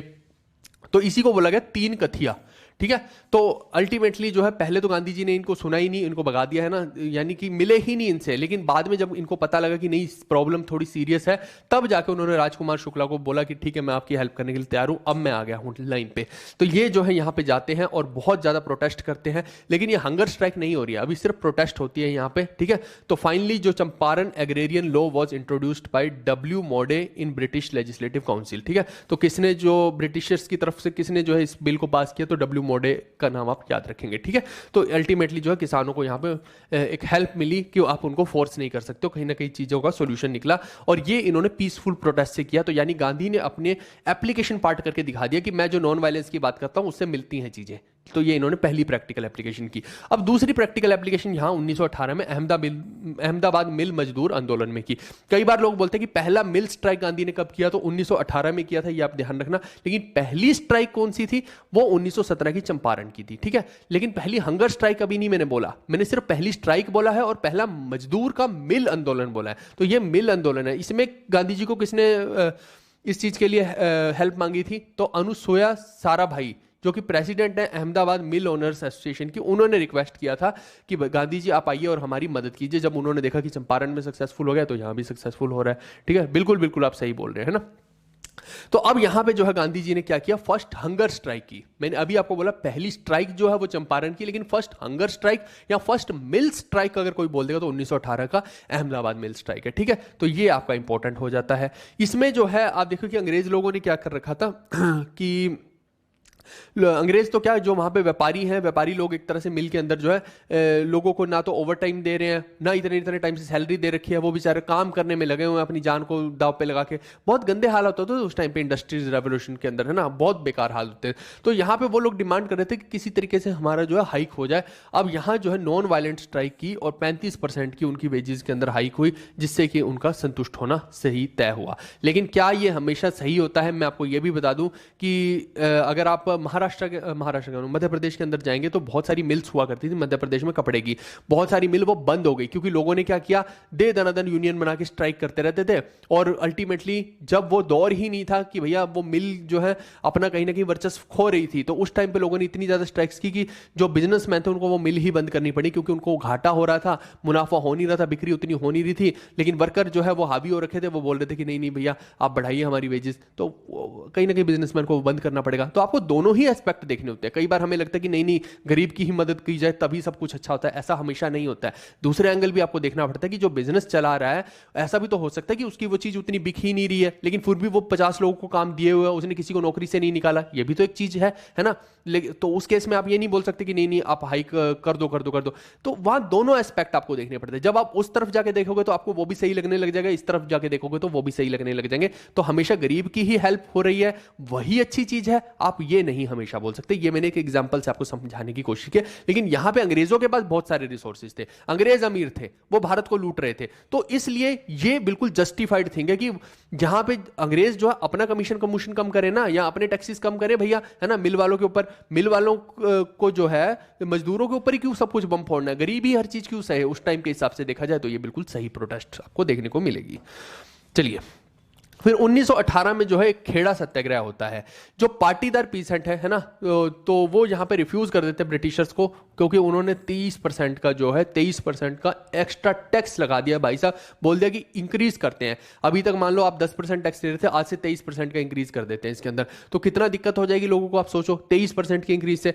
तो यहाँ पे ऊपर से साथ में उस टाइम पे वहाँ क्या कहते हैं, खेड़ा में आप देखिए कि प्लेग की बीमारी चल पड़ी थी और क्रॉप्स जो है वो हुई नहीं थी। क्रॉप्स खराब हो गई थी, फसलें खराब हो गई किसानों की, तो वो बोल रहे थे हम टैक्स कहां से दे देंगे भाई साहब आपको, जब हमारे पास कुछ है नहीं, बीमारी ने घेर रखा है, फसलें हमारी खराब हो गई, आप हमसे टैक्स लेने आ गए हो, ऊपर से बढ़ोतरी के साथ टैक्स। तो यहां गांधी जी ने प्रोटेस्ट की, इसमें हेल्प की, है ना। अल्टीमेटली अगर मैं बोलूं एग्जैक्टली तो गांधी जी खुद नहीं इसके अंदर गए, उन्होंने किसको यहां पे अपॉइंट किया था, सरदार वल्लभ भाई पटेल को। तो उनको सरदार का टाइटल यहां की औरतों ने ही दिया था, ये आप ध्यान रखना, सरदार का टाइटल वल्लभ भाई पटेल को इसी प्रोटेस्ट के सक्सेसफुल होने के बाद, नहीं वो बारदोली वाला सत्याग्रह था, ठीक है, सॉरी वो बारदोली वाला था, ठीक है। तो ये इस वाला में नहीं था, सरदार का टाइटल बारदोली में मिला था वल्लभ भाई पटेल को, यहां नहीं मिला था, सॉरी, है ना।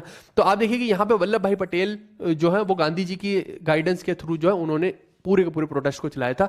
जो बारदोली वाला सत्याग्रह है वहां पे उनको जो है सरदार का टाइटल मिला था, ये ध्यान रखिएगा आप, ठीक है। तो it was the first non cooperation movement आप कह सकते हैं जिसमें कि अथॉरिटीज को चैलेंज किया गया था और कहीं ना कहीं एक मिडिल का रास्ता निकाला गया था। ऐसा नहीं था कि टैक्सेस माफ कर दिए गए, बट काफी हद तक कम कर दिए गए थे, ये आप इसको समझ सकते हैं। चलिए 1919 में जो है फिर रॉलेट एक्ट प्रोटेस्ट होती है। आप देखो कि 1919 में जलियांवाला बाग मैसेकर होता है, जलियांवाला बाग कांड में जनरल ऑडवर्ड डायर इतने सारे निहत्थे लोगों को मार देता है, लोग कुएं में गिर गिर के मर रहे हैं। आपने उधम सिंह मूवी देखी होगी विकी कौशल वाली, वहां पे आप वो दर्दनाक इंसिडेंट का एक मार्मिक वर्णन जो है देख सकते हैं, है ना। तो वो जो चीज है जब हमने देखा तो गांधी जी ने देखा तो उन्होंने बोला कि भैया ये तो गलत कर रहे हो आप, वायलेंस कर रहे हो, है ना, हमारे लोगों के ऊपर। तो उन्होंने यहां भी अपने आप को काबू नहीं किया, उन्होंने बोला कि हम जो है एक प्रोटेस्ट करेंगे रोलेट एक्ट की तरफ, कि जो आप बोल रहे हो ना कि बिना वकील बिना दलील उठा के 2 साल के लिए किसी को भी डिटेंशन कर दो, है ना, किसी को भी जेल में डाल दो। और जनरल डायर तो कह रहा था कि आप कराउल कर करके चलो गलियों में, है ना, आपको इधर से उधर जाना है तो रेंग रेंग के जाओ, है। तो उनको कीड़े मकोड़े समझ रहा था लोगों को। तो गांधी जी ने उस चीज का प्रोटेस्ट किया, ये अगेन जो है बहुत बड़ी चीज की। फिर 1919 के अंदर ही आप देखिए कि खिलाफत मूवमेंट, ये अगेन एक कंट्रोवर्शियल चीज है कि जहां पे आप देखो कि ब्रिटेन वाले भारत के ऊपर तो कब्जा किए हुए हैं, वहां आप देखिए कि जो हम ओटोमैन एम्पायर के बारे में हम इतना हिस्ट्री में पढ़ चुके हैं, ओटोमैन एम्पायर में वहां पे भी तो ब्रिटेन वाले कब्जा कर रहे थे, बहुत सारी चीजें कर रहे थे, आप सोचो ना। तो जब वो वहां कब्जा कर रहे थे उस तरफ, तो उन्होंने खलीफा की पोस्ट ही खत्म कर दी, जैसे भारत में की थी ना उन्होंने पेशवा वगैरह की पोस्ट सारी खत्म की, उधर उन्होंने खलीफा की पोस्ट खत्म कर दी। अब जब खलीफा की पोस्ट खत्म करेंगे तो भैया सारे मुस्लिम कंट्रीज को चुल मचेगी। तो वो यहां पे भारत के अंदर भी प्रोटेस्ट करवाना चाह रहे थे और उसी को हमने खिलाफत आंदोलन बोला है। तो भारत के अंदर भारत के जो मुस्लिम से शौकत अली जो है उन्होंने सोचा कि हम जो है ये सपोर्ट करेंगे कि भैया खलीफा की पोस्ट को खत्म ना किया जाए, है ना, ताकि जो है खलीफा का वर्चस्व बना रहे। लेकिन अंग्रेज इस बात को मान नहीं रहे थे, तो वहां भी प्रोटेस्ट हो रही थी, ओटोमैन एम्पायर वाले में भी, है ना, फारस जैसी देशों में, और यहां भी प्रोटेस्ट हो रही थी, पूरे वाइड स्प्रेड स्केल पे जो है प्रोटेस्ट हुई। तो यहां शौकत अली ने गांधी जी को अप्रोच किया और गांधी जी मान गए इस प्रोटेस्ट के लिए। अब आप बोलेंगे क्यों मान गए? मानना इसलिए जरूरी रहा क्योंकि इससे क्या होगा, आप देखो अभी 1919 का टाइम है, तो मुस्लिम को अपने साथ मिलाया जा सकता है अपनी प्रोटेस्ट्स में भी। तो इस तरीके से गांधी जी ने एक तीर से 2 निशाने साधे कि इनकी भी मदद कर देते हैं और हमारी खुद की भी तो मदद होगी, हम भी तो बेसिकली आजादी चाहते हैं। तो इस तरीके से आप देखो कि जो नॉन कोऑपरेशन मूवमेंट उस टाइम पे चल रही थी, देखना 1919 में नॉन कोऑपरेशन मूवमेंट जो गांधी जी ने स्टार्ट की थी उसको भी मुस्लिम के द्वारा भी एक पुश मिला, है ना। तो सिर्फ खिलाफत में इन्होंने सपोर्ट नहीं किया, खिलाफत का तो सपोर्ट हुआ ही हुआ, इन्होंने एक तीर से 2 निशाने साध के खिलाफत के साथ नॉन कोऑपरेशन मूवमेंट को भी एक बूम दे दिया। तो कई लोग बोलते हैं नहीं नहीं गांधी जी ने तो ये भैया मुस्लिम्स की हेल्प कर दी। हम कॉन्टेक्स्ट को समझना पड़ेगा कि उन्होंने क्यों की है, ठीक है दोस्त। फिर 1920 से 22 में नॉन कोऑपरेशन मूवमेंट जो है अपनी चरम सीमा पे पहुंचती है, ये हमने देखा, है ना। और 1920 में जब तिलक साहब की डेथ होती है तो वहां पे गांधी जी उनको कंट्रीब्यूशन देने के लिए, है ना, एक और जो है इमोशंस लोगों के अराइज करते हैं। और मैंने क्या बोला, यहाँ पे इवेंट ही कुछ इस तरीके के हुए कि एक तो खिलाफत के आंदोलन में हेल्प कर दी गांधी जी ने, दूसरा तिलक साहब की डेथ होती है, तो लोग एकदम चरम सीमा पे ब्रिटिशर्स के खिलाफ। तो इस वजह से गांधी की ये जो मूवमेंट है बहुत बहुत वाइड स्प्रेड स्केल पे आग की तरह फैल गई थी, है ना, लोग गुस्साए हुए हैं। और ऐसे में ही आप देखिए कि ये तो ऑडवर्ड डायर वगैरह वाला जलियांवाला बाग के कारण एक और ऐसा इंसिडेंट हो गया। मैंने बोला ना 3-4 इंसिडेंट ऐसे हुए हिस्ट्री में जिसकी वजह से ये गांधी जी को मास स्केल पे इसमें स्प्रेड मिला, है ना। और साथ में भगत सिंह जो है वो तो अभी सीख ही रहे हैं लाला लाजपत राय के अंडर, आप ये समझ सकते हैं, ठीक है। तो वो भी एक यंग जो है नौजवान सभा का उन्होंने फॉर्मेशन किया था भगत सिंह ने, है ना। तो वो भी जोरों शोरों से यहाँ पे लगे हुए हैं और अल्टीमेटली हम देख रहे हैं सीख तो क्या रहे हैं, वो लगे ही हुए हैं ना यहाँ पे पूरे का पूरा। फिर 1922 में क्या होता है, चोरी चोरा इंसिडेंट होता है। आप समझो कि ये मैं पूरी टाइमलाइन में समझा दूंगा, अभी के लिए बस इतना समझ लो कि चोरी चोरा इंसिडेंट में कुछ लोगों ने वायलेंस की और जो पुलिस स्टेशन थे ना ब्रिटिशर्स वाले, उनको वहां पे बहुत सारे पुलिस कर्मियों को जो है जिंदा जला दिया था, पुलिस स्टेशन को बाहर से बंद करके आग लगा दी थी। वो क्यों लगाई थी वो एक मेन टाइमलाइन में समझ लेंगे। तो इस वजह से गांधी जी ने ये जो नॉन कॉपरेशन मूवमेंट है इसको वापस ले लिया था, जिसकी वजह से पूरा देश गांधी जी से नाराज हो गया था। जितना यूथ गांधी जी के साथ जुड़ा था ना, सब टूटने फूटने लग गया। वो बोलते कि ये तो बहुत गलत किया, हम तो इतने जोरों शोरों से प्रोटेस्ट कर रहे थे और ये इन्होंने वापस मंगवा ली प्रोटेस्ट, ये गलत किया है ना। तो सब ये इस चीज को जस्टिफाई कर रहे थे कि अच्छा हुआ अंग्रेजों को मार दिया, ये भी तो हमारे भारतीयों को मारते हैं। तो इस तरीके से, बट गांधी जी वायलेंस को सपोर्ट नहीं कर सकते, उल्टा जेल में भी डाला गया, गांधी जी के ऊपर ही ठीकरा फोड़ा गया कि तुम्हारी वजह से ये वायलेंस हुई है। तो ये भी एक फैक्टर हमें समझना पड़ेगा कि जो इंसान को उसी के ऊपर ठीकरा फोड़ दिया जाए। देखो बाहर से बैठे लोग का बोलना बहुत आसान है, लेकिन जिसको जेल में डाला जाएगा, जिसके ऊपर ट्रायल चलेंगे, उसको समझ के चलना पड़ेगा कि नहीं नहीं ये लॉन्ग टर्म की प्रोटेस्ट के लिए सही चीज नहीं है। तो उस हिसाब से गांधी जी ने अपना डिसीजन लिया। फिर 1930 में आप देखिए कि एक और बड़ी सत्याग्रह की इन्होंने कोशिश की। उस टाइम पे नमक के ऊपर बहुत ज्यादा टैक्स लगाया करती थी सरकारें, तो इन्होंने बोला कि क्यों टैक्स दे भैया, ये हमारा ही पानी है, हमारे ही बीच है, सब कुछ हमारा ही है, हम यहाँ पे जाके नमक बना लेंगे, हमें कौन सा बड़ी चीज है, हम क्यों तुम्हारे से नमक खरीदे, तुम इसके ऊपर टैक्स पे टैक्स लगा रहे हो। और नमक देखिए सबकी जरूरत है उस टाइम पे, नमक के बिना खाना नहीं बनता। भारत के अंदर तो भैया नमक और मसाले ही तो है, सब कुछ और क्या है। तो यहाँ सिविल डिसोबीडियंस मूवमेंट एक चलाई जाती है, जिसको सॉल्ट सत्याग्रह बोला जाता है या दांडी मार्च बोला जाता है, आप कह सकते हैं, जो कि स्टार्ट हुई थी साबरमती आश्रम से। कब हुई थी? 12 मार्च 1930 को, और एंड हुई थी गांधी इरविन पैक्ट के साथ 1931 में। यही वो गांधी इरविन पैक्ट है जिसमें लोगों का बोलना था कि गांधी जी ने इरविन को, जब बात हुई है दोनों के बीच में, तो क्यों नहीं उस वक्त जो है भगत सिंह की फांसी की सजा को माफ करवाया, है ना। करवा चाहते तो उस टाइम पे एक और एफर्ट मार सकते थे, लेकिन गांधी जी को लगा कि ये डील जो है मेरे को कुछ और करनी, क्योंकि उनका जो दिमाग चल रहा है वो चल रहा है राउंड टेबल कॉन्फ्रेंस के ऊपर एक्चुअली इस टाइम पे, क्योंकि राउंड टेबल कॉन्फ्रेंस के अंदर संविधान का डिस्कशन होना है। और गांधी जी जो है, कांग्रेस जो है अभी तक एक भी राउंड टेबल कॉन्फ्रेंस में नहीं गई है। जो पहले वाली हुई थी उसके अंदर गई ही नहीं थी, गांधी जी ने मना कर दिया था। तो ये अपनी दलीलों पर अड़े हुए कि सेपरेट इलेक्टोरेट नहीं देना, वो सेपरेट इलेक्टोरेट का मसला मैंने बता दिया था ना आपको। तो उनका ध्यान जो है बाकी के मुद्दों पर ज्यादा था और भगत सिंह पे कम था, है ना। तो बेसिकली, और वैसे भी वो चाह नहीं रहे थे शायद, या जो भी उनका कारण रहा मेरे को नहीं पता, मैंने आपको जस्टिफाई कर दिया कि उनके जो भी कारण रहे। तो यहां पे यही गांधी इरविन पैक्ट हुआ 1931 में, जिसमें यह तय हुआ कि गांधी जी जो है वो जाके सेकंड राउंड टेबल कॉन्फ्रेंस को अटेंड करेंगे। और कांग्रेस के बिहाफ पे केवल गांधी जी गए थे और साथ में सरोजिनी नायडू भी गई थी, है ना। और यही चीज आप ध्यान रखेंगे कि सरोजिनी नायडू और कमला देवी चट्टोपाध्याय ने यहां पे गांधी जी को कन्विंस किया था कि हम भी दांडी मार्च करेंगे आपके साथ। तो कई बार पूछ लिया जाता है पेपर में कि कौन सी दो लेडी थी जो गांधी जी के साथ मिलकर दांडी मार्च कर रही थी, तो ये दोनों भी हेल्प किया इन दोनों ने गांधी जी के टाइम पे, ठीक है। इसके अलावा सी राजगोपालाचारी जो कि उनके समधी भी रहे, है ना। तो ये सी राजगोपालाचारी ने कहां से सॉल्ट सत्याग्रह को चलाया था? तमिलनाडु से। वहीं पे के केलप्पन ने मालाबार से चलाया और गोपा बंधु चौधरी ने जो उड़ीसा में जो है पूरे के पूरे सॉल्ट सत्याग्रह को चलाया, क्योंकि हर एरिया में गांधी जी का जाना तय नहीं था। तो हर जगह पर पूरे भारत में इसको स्प्रेड करने के लिए हर एरिया में एक एक बंदे को नियुक्त कर दिया गया कि यहां से तुम चलाओगे, यहां से तुम चलाओगे। तो फेमस बंदों का मैंने बता दिया कि कौन बंदा कहां से चला रहा था, ठीक है भाई। और इसके अलावा सिविल डिसोबीडियंस कैंपेन ये जो खत्म हुई है मोटा मोटा 1934 में जाके पूरी खत्म हुई है, क्योंकि जब Gandhi ji round table conference में पहुंचते हैं तो वहां पे सेपरेट इलेक्टोरेट का डिमांड उठ जाती है। अंबेडकर साहब उधर, मोहम्मद अली जिन्ना इधर, गांधी जी, सबकी लड़ाई हो रही है ना, एकदम पूरी बहस हो गई बहुत ज्यादा। और गांधी जी वहां से रुष्ट होकर आ गए और आते ही उनको यरवदा जेल में डाल दिया गया कि अरे आप तो ढंग से राउंड टेबल कॉन्फ्रेंस नहीं करके आए।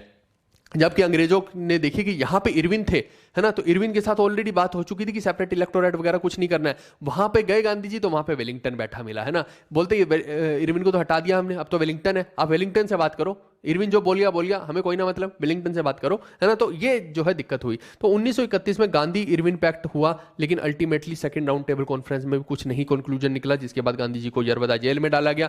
और क्योंकि बी आर अम्बेडकर से बहस हुई थी और दोनों की अलग विचारधारा चल रही थी, तो कहीं ना कहीं मदन मोहन मालवीय जैसे लोगों ने जो है अम्बेडकर साहब को अप्रोच किया कि भाई साहब ऐसा मत करो, इससे फूट पड़ रही है, हमारा सारा आंदोलन खराब होगा, आप प्लीज कोऑपरेट कीजिए, हम कोशिश करेंगे जो है आपको रिजर्वेशन देने की, ठीक है। तो वो रिजर्वेशन का मुद्दा यहीं से शुरू होता है और ये पैक्ट एक साइन होता है रिजर्वेशन वाला, है ना, कि आपको जो है दलित को रिजर्वेशन दे दिया जाएगा यहाँ पे, ताकि अंबेडकर साहब का सपोर्ट भी मिल पाए और सेपरेट इलेक्टोरेट ना मांगा जाए, ठीक है। तो कुछ रिजर्वेशन यहाँ पे जरूर दे दिया जाएगा। तो वो जो चीज है दोनों के बीच में डील साइन हुई, जिसको पूना पैक्ट का नाम दिया गया, गांधी जी और अंबेडकर के बीच में, ठीक है। और किसके थ्रू हुई? मदन मोहन मालवीय के थ्रू हुई 1932 के अंदर।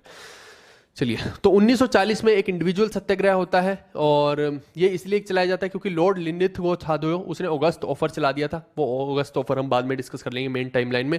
और आचार्य विनोबा भावे जो थे वो फर्स्ट इंडिविजुअल सत्याग्रही यहाँ पे बने और उसके बाद जवाहरलाल नेहरू ने भी इसको सपोर्ट किया और ब्रह्मदत्त ने भी इसको सपोर्ट किया, ये आप बोल सकते हैं। साथ में आप देखिए कि इन सब ने नारा दिया कि दिल्ली चलो मूवमेंट अब हम स्टार्ट करेंगे। 1942 के अंदर दिल्ली चलो मूवमेंट स्टार्ट हुई, जिसको आगे चल के हम क्विट इंडिया मूवमेंट के नाम से जानते हैं। हालांकि जो सी राजगोपालाचारी हैं, जो गांधी जी की समधी हैं, उन दोनों की विचारधारा अगेन गांधी जी से डिफरेंट है। दोनों अलग रूट पे चल रहे हैं। उनका मानना था कि अननेसेसरी का आप पूरे देश को अब इस मूवमेंट में मत धकेलो, लेकिन गांधी जी नहीं लगे हुए हैं कि नहीं नहीं अभी तो हम मूवमेंट करेंगे, अभी हम थके नहीं है, अभी हम एक और मूवमेंट करेंगे, जिसके चक्कर में गांधी जी को भी काफी लंबे समय तक जेल में रहना पड़ा है। ठीक है, ये भी आप ध्यान रखना।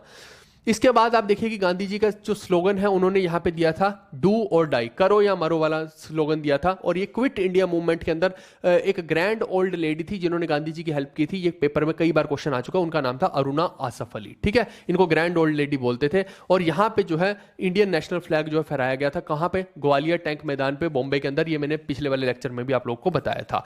ठीक है भाई, इसके बाद ये पूरे प्रोटेस्ट के अंदर हो तो पीसफुल रही है, लेकिन यहां पे केवल एक ही बंदा था जिसको मौत की सजा सुनाई गई है, या फिर जिसको कहें कि हैंग किया गया, कुशाल कुंवर को। एकमात्र ऐसा भारतीय जो यहां पे शहीद हुआ है, ये आप ध्यान रखेंगे। ठीक है भाई, इसके बाद आप देखिए कि 30 जनवरी 1948 को शहीदी दिवस हर साल मनाया जाता है, क्योंकि नाथूराम गोडसे ने गांधी जी को गोली मारकर हत्या कर दी थी और उनके आखिरी शब्द थे हे राम।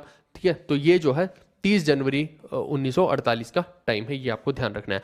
जो गांधी जी का मेमोरियल है, यानी कि अल्टीमेटली उनका समाधि स्थल जो है वो क्या है? राजघाट है ना। और ये कंप्लीटली गांधी जी को ही डेडिकेटेड है। कहाँ बनाया गया? दिल्ली में बनाया गया है, यमुना नदी के लेफ्ट बैंक के ऊपर जो है ये बनाया गया है। इसके अलावा जो लाल बहादुर शास्त्री का है वो कहाँ है? वो विजय घाट है। ठीक है, ये राजघाट गांधी जी का हो गया और विजय घाट लाल बहादुर शास्त्री का हो गया। और ये कमाल की बात है कि दोनों का ही जन्मदिन जो है 2 अक्टूबर को ही पड़ता है। ठीक है, तो ये भी आप ध्यान रखेंगे। चलिए, तो कुल मिला के मैंने गांधी जी के बारे में कंप्लीट डिटेल बता दी। मुझे नहीं लगता कि इसके अलावा कुछ गांधी जी के बारे में खास जानने की जरूरत है। ठीक है, पॉलिटी का मैं एक पूरी मैराथन बना के डाल दूंगा, टेंशन मत लो। आगे देखिए कि हु इनवाइटेड। अब जितने भी लोग देख रहे हो भाई, अब हम करने वाले हैं गांधी जी से रिलेटेड सारे के सारे क्वेश्चन जो डायरेक्टली एग्जाम में पहले भी आ रखे हैं और आगे आने के चांसेस हैं। मैं एनटीपीसी के, एसएससी सीजीएल के, है ना, सीएचएसएल, एमटीएस, सीपीयू, सबके क्वेश्चन यहाँ पे आज की क्लास में डिस्कस कर लूंगा। आइए फटाफट से हम देखते हैं कि वो कौन कौन से क्वेश्चन है जो एग्जाम में आए हैं और आगे भी आ सकते हैं। Who invited Gandhi ji to the for the Champaran movement? तो राजकुमार शुक्ला। मैंने आपको हमेशा जब भी पढ़ाया पूरा का पूरा तो उसमें बताया कि राजकुमार शुक्ला ने जो है गांधी जी को अप्रोच किया था। पहले गांधी जी ने मना कर दिया था, लेकिन बाद में जो है वो कन्विंस हो गए थे, तो हेल्प करने लग गए थे। ठीक है, तो ए हो जाएगा इसका उत्तर। Which of the among considered first experiment of satyagraha by Gandhi ji in India? तो पहला एक्सपेरिमेंट जो उन्होंने किया है वो चंपारण में किया है, बिहार के अंदर, है ना। आप याद कीजिए कि वो जो पीजेंट्स बहुत ज्यादा दुखी थे, राजकुमार शुक्ला वाला यही है वो पूरा का पूरा। इसके बाद which among the following pact suspended the civil disobedience movement? तो सिविल डिसोबीडियंस मूवमेंट जो है सस्पेंड जब होती है तो कई बार जो है लोगों को लगता है कि पूना पैक्ट अगर ऑप्शन में होता है तो पूना पैक्ट मार देते हैं। वो नहीं है, गांधी इरविन पैक्ट है जो कि 1931 के अंदर हो रहा है। गांधी और इरविन के बारे में वो जो मैं पढ़ा के आ रहा हूं, जो भगत सिंह से रिलेटेड पैक्ट है वो यही वाला है। ठीक है, 5 मार्च 1931 को होता है और 23 मार्च को भगत सिंह को फांसी दी जाती है। तो आप देखिए दोनों बिल्कुल क्लोजली हुए हैं सब चीजें। The quit India movement was launched under the leadership of. तो क्विट इंडिया मूवमेंट जो है आपका महात्मा गांधी की लीडरशिप में हुआ है। और क्विट इंडिया मूवमेंट में ग्रैंड ओल्ड लेडी कौन थी जिसने गांधी जी की हेल्प की? अरुणा आसफ अली। कहां से ये शुरू हुआ था? ग्वालियर टैंक, बॉम्बे से जो है शुरू हुआ था। In the year 1930 salt Satyagraha was led among the following. तो सॉल्ट सत्याग्रह को महात्मा गांधी ने लीड किया था, ऑब्वियस सी बात है। Who among the following was the president of Belgium Belgaum session? अच्छा, बेलगांव सेशन 1924 में एकमात्र ऐसा सेशन है इंडियन नेशनल कांग्रेस का जिसको महात्मा गांधी ने लीड किया था, है ना। In protest against act did Mahatma Gandhi ask people to demonstrate non violent protest for a day on 6 April 1919? तो भाई साहब ये जो है आपका रॉलेट एक्ट हो जाएगा, है ना। 1919 में 2 ही चीजें इंपॉर्टेंट है, एक रॉलेट एक्ट है ना, बिना दलील बिना वकील वाला, और इसके अलावा जो है जलियांवाला बाग। तो यही 2 चीजें इंपॉर्टेंट है 1919 की, तो ये हो जाएगा। ठीक है, उसके बाद विच of the following ashram Mahatma which was not founded by Gandhi? अच्छा, तो इसमें गांधी जी ने कौन सा आश्रम जो है नहीं बनाया है? टोल्स्टॉय का तो मैंने बता दिया, साबरमती का भी बता दिया, एक सेवाग्राम भी याद रखना गांधी जी ने बनवाया है, ये नहीं बनवाया। ठीक है, पावानार का इन्होंने नहीं बनवाया है। At which place did Mahatma Gandhi break the salt law in the year 1930? तो गांधी जी ने जो है दांडी मार्च की थी, तो दांडी में ही सॉल्ट लॉ ब्रेक किया था ना भाई। Who gave the slogan do और डाई? तो महात्मा गांधी ने करो और मरो का आंदोलन स्टार्ट किया था। आप देखिए क्विट इंडिया मूवमेंट में यही तो दिया था अल्टीमेटली फाइनल कील। In which year did Mahatma Gandhi return to India from South Africa? तो साउथ अफ्रीका से भारत में कब आए थे? तो 1915 में दोस्त आए थे, मैंने बताया था आपको। किसके कहने पे आए थे? जीके गोखले के कहने पे आए थे, ठीक है। तो पीछे अभी जो मैंने बताया ये रेलवे के क्वेश्चन गांधी से रिलेटेड थे। अब फटाफट से एसएससी के क्वेश्चन देख लेते हैं। In which year was the Gandhi Irwin pact signed? 1931 में हुआ था दोस्त, ये तो बताया है मैंने। Who among the following was the president of Belgaum session? तो बेलगांव के तो गांधी जी हैं। आप देखो लगभग सेम से ही क्वेश्चन है रेलवे में और एसएससी में। इवन रेलवे के तो बहुत हल्के क्वेश्चन है, एसएससी के तो फिर अच्छे क्वेश्चन मेरे को दिखाई देते हैं। रेलवे के तो क्वेश्चन का लेवल ही कुछ भी नहीं है ना। ये लेटेस्ट क्वेश्चन है एसएससी के भी जो मैं बता रहा हूं। In which of the following cities did Mahatma Gandhi lead the peasant movement against the imposed indigo cultivation? तो 3 कठिया याद है आपको, 3/20 वाला इंडिगो वाला, तो ये कहां पे है? आपका चंपारण में है, ठीक है दोस्तों। In which of the following place did Mahatma Gandhi along with other Indians establish Natal Congress? South Africa में भाई साहब। और साउथ अफ्रीका में न्यूज़पेपर कौन सा चलाया था? इंडियन ओपिनियन, ठीक है। आगे in the second round table conference Mahatma Gandhi represented which of the following parties? तो इंडियन नेशनल कांग्रेस के एकमात्र रिप्रेजेंटेटिव ये गए थे, और साथ में कौन गई थी लेडी के रिप्रेजेंटेटिव के तौर पे? सरोजनी नायडू, ठीक है भाई। Who was the viceroy of India when Mahatma Gandhi started Dandi march? तो ऑब्वियस सी बात है गांधी इरविन पैक्ट से आपको याद रखना है सारा का सारा। भगत सिंह की फांसी का टाइम यही है ना, तो ऑब्वियस सी बात है इरविन की बात हो रही है, C. Which among the following is considered as the first experiment of satyagraha by Gandhi ji? तो पहली बार जो एक्सपेरिमेंट किया गया वो चंपारण में किया गया है, राजकुमार शुक्ला वाला। उन्होंने तो बोला था गांधी जी को करने को। The birthday of dash is celebrated as international day of non violence. एक प्रवासी दिवस जो होता है वो अलग है, वो है कि जब गांधी जी भारत में आए थे 1915 में, है ना, तो वो जो है वो अलग चीज है, और ये जो है ये नॉन वायलेंस डे है। दो अलग अलग चीजें, दोनों को कंफ्यूज मत करना। तो महात्मा गांधी जी के जो बर्थडे है उसको नॉन वायलेंस डे के तौर पे इंटरनेशनल डे मनाया जाता है, ये आप ध्यान रखना। Which of the following leaders had gone to Lucknow to invite Mahatma Gandhi to see the plight of peasants in Champaran? तो ये राजकुमार शुक्ला गए थे भाई चंपारण के लिए। तो which of the following agreement led Mahatma Gandhi to attend the second round table conference? तो ऑब्वियसली बात है गांधी इरविन पैक्ट हुआ था, तभी तो गांधी रेडी हुए थे कि अब मैं सेकंड राउंड टेबल कॉन्फ्रेंस में जाऊंगा, और वहां पे जाके फिर जो है अंबेडकर साहब से बहस हुई है। उसके बाद पूना पैक्ट हुआ, वही तो है ये। Who among the following signed a pact with Irwin on 5 मार्च 1931? देखो 23 मार्च को भगत सिंह की फांसी और 5 मार्च को ये हो रहा है, तो इसीलिए गांधी जी को दोष दिया जाता है, ये वो है पूरा का पूरा। तो महात्मा गांधी ने जो है इनके साथ साइन किया है pact. Which of the following pact suspended the civil disobedience movement? Gandhi Irwin pact के बाद ही तो सिविल डिसोबीडियंस मूवमेंट हटी है। 1930 में मूवमेंट चल रही है, 1931 में पैक्ट साइन हो रहा है, तभी तो गांधी जी हटा रहे हैं इस मूवमेंट को, नहीं तो ये मूवमेंट चलती ही रहेगी। The quit India movement was launched under the leadership of? Quit India movement Gandhi ji की अंडर ही हुई है, और क्या है। Swachh Bharat mission was launched on the birth anniversary of which of the following freedom fighter? देखो एक तो नॉन वायलेंस डे हो गया, दूसरा स्वच्छ भारत मिशन को भी 2 अक्टूबर को ही मनाया जाता है, ये आप ध्यान रखना। गांधी जी की ही जो है एनिवर्सरी, बर्थ एनिवर्सरी पे मनाया जाता है। इन the year 1930 salt Satyagraha was led by who? तो सॉल्ट सत्याग्रह को महात्मा गांधी ने लीड किया। भाई इसमें क्या सोचने की बात है, ये तो वही आ गया ना, ठीक है, महात्मा गांधी हो गया। चलिए कुल मिला के अगर आपको आज का सेशन अच्छा लगा है और आप चाहते हैं कि पेड कोर्स में जाना, तो पेड कोर्स में और बहुत ज़्यादा चीज़ें मैं डिटेल में पढ़ाता हूं, बहुत सारे सब्जेक्ट ऑलरेडी हम कवर कर चुके हैं।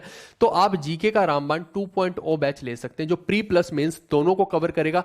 एसएससी ही नहीं, रेलवे के लिए भी ये मोर देन सफिशिएंट है, इससे बाहर कुछ नहीं आने वाला। सारी की सारी वीडियोस, पीडीएफ्स, मॉक टेस्ट, 7000 से ज़्यादा एमसीक्यू, स्टैटिक, करंट अफेयर, और इसके अंदर साथ के साथ हमने एक टेक्स्ट बुक की तरह ही टेस्ट पास है, जो सभी एग्जाम्स का टेस्ट पास है, रेलवे का, एसएससी का, आरआरबी का, है ना, या फिर आप कोई रीजनल एग्जाम देते हैं उसका, वो सारे का सारा टेस्ट पास भी एकदम फ्री ऑफ कॉस्ट साथ में ही इनबिल्ट मिलता है। इसके अलावा हर टॉपिक के टॉपिक वाइज एमसीक्यू भी आपको देखने को मिलेंगे, जो मॉक टेस्ट की फॉर्म में, वो अलग से मिल रहे हैं। तो पूरा का पूरा एक वन स्टॉप सोल्यूशन हमने बता दिया है। अगर आप इसको लेना चाहते हैं तो आप एक कूपन कोड यूज कर सकते हैं, BASANT, यहां से आप इस पूरे के पूरे कोर्स को अवेल कर सकते हैं। ठीक है दोस्तों, चलिए अब मैं फटाफट से आप लोग के लिए कर लेता हूं। सूर्य प्रकाश व्हाट्सएप कर दो 7009754930 पे। कोई स्कैम वगैरह कुछ नहीं है, अननेसेसरी की बातें करोगे तो ब्लॉक हो जाओगे, है ना। कुछ स्कैम स्कूम वाली बात नहीं है यहाँ पे, जो हो रहा है एकदम सही कायदे से करेक्ट चीज कर रहे हैं, कोई गलत चीज हम करते ही नहीं है, ठीक है।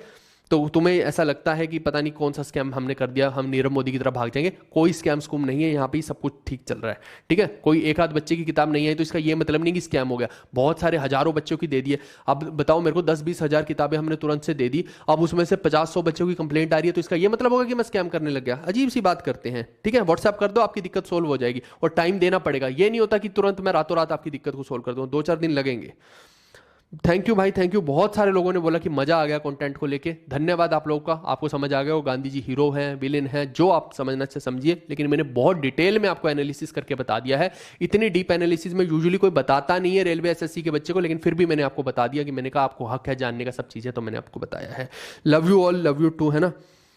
बिल्कुल बिल्कुल, मैं भी वही कह रहा हूँ, कोई स्कैम नहीं है। मेरे को व्हाट्सअप कर देना 7009754930 पे, आपको रिप्लाई भी आ जाएगा वहाँ पे, कोई दिक्कत नहीं है, सबकी प्रॉब्लम सोल्व हो जाएगी। जब किताबें ही अब खत्म हो गई हैं, अब सिर्फ जो है हिंदी की किताबें बची हुई हैं, कुछ किताबें बची हैं, तो जितने भी बच्चों भाई बता दिया करो अपने अगल बगल वालों को कि केवल हिंदी की किताब बची है, अब सिर्फ हिंदी की किताब ही ऑर्डर करेंगे। अगर स्कैम होता तो मैं अभी इंग्लिश की चालू करता ना, और आपसे सबसे पैसे लेके और निकल लेता, फुर्र हो जाता। अजीब सी बात करते हैं, है ना।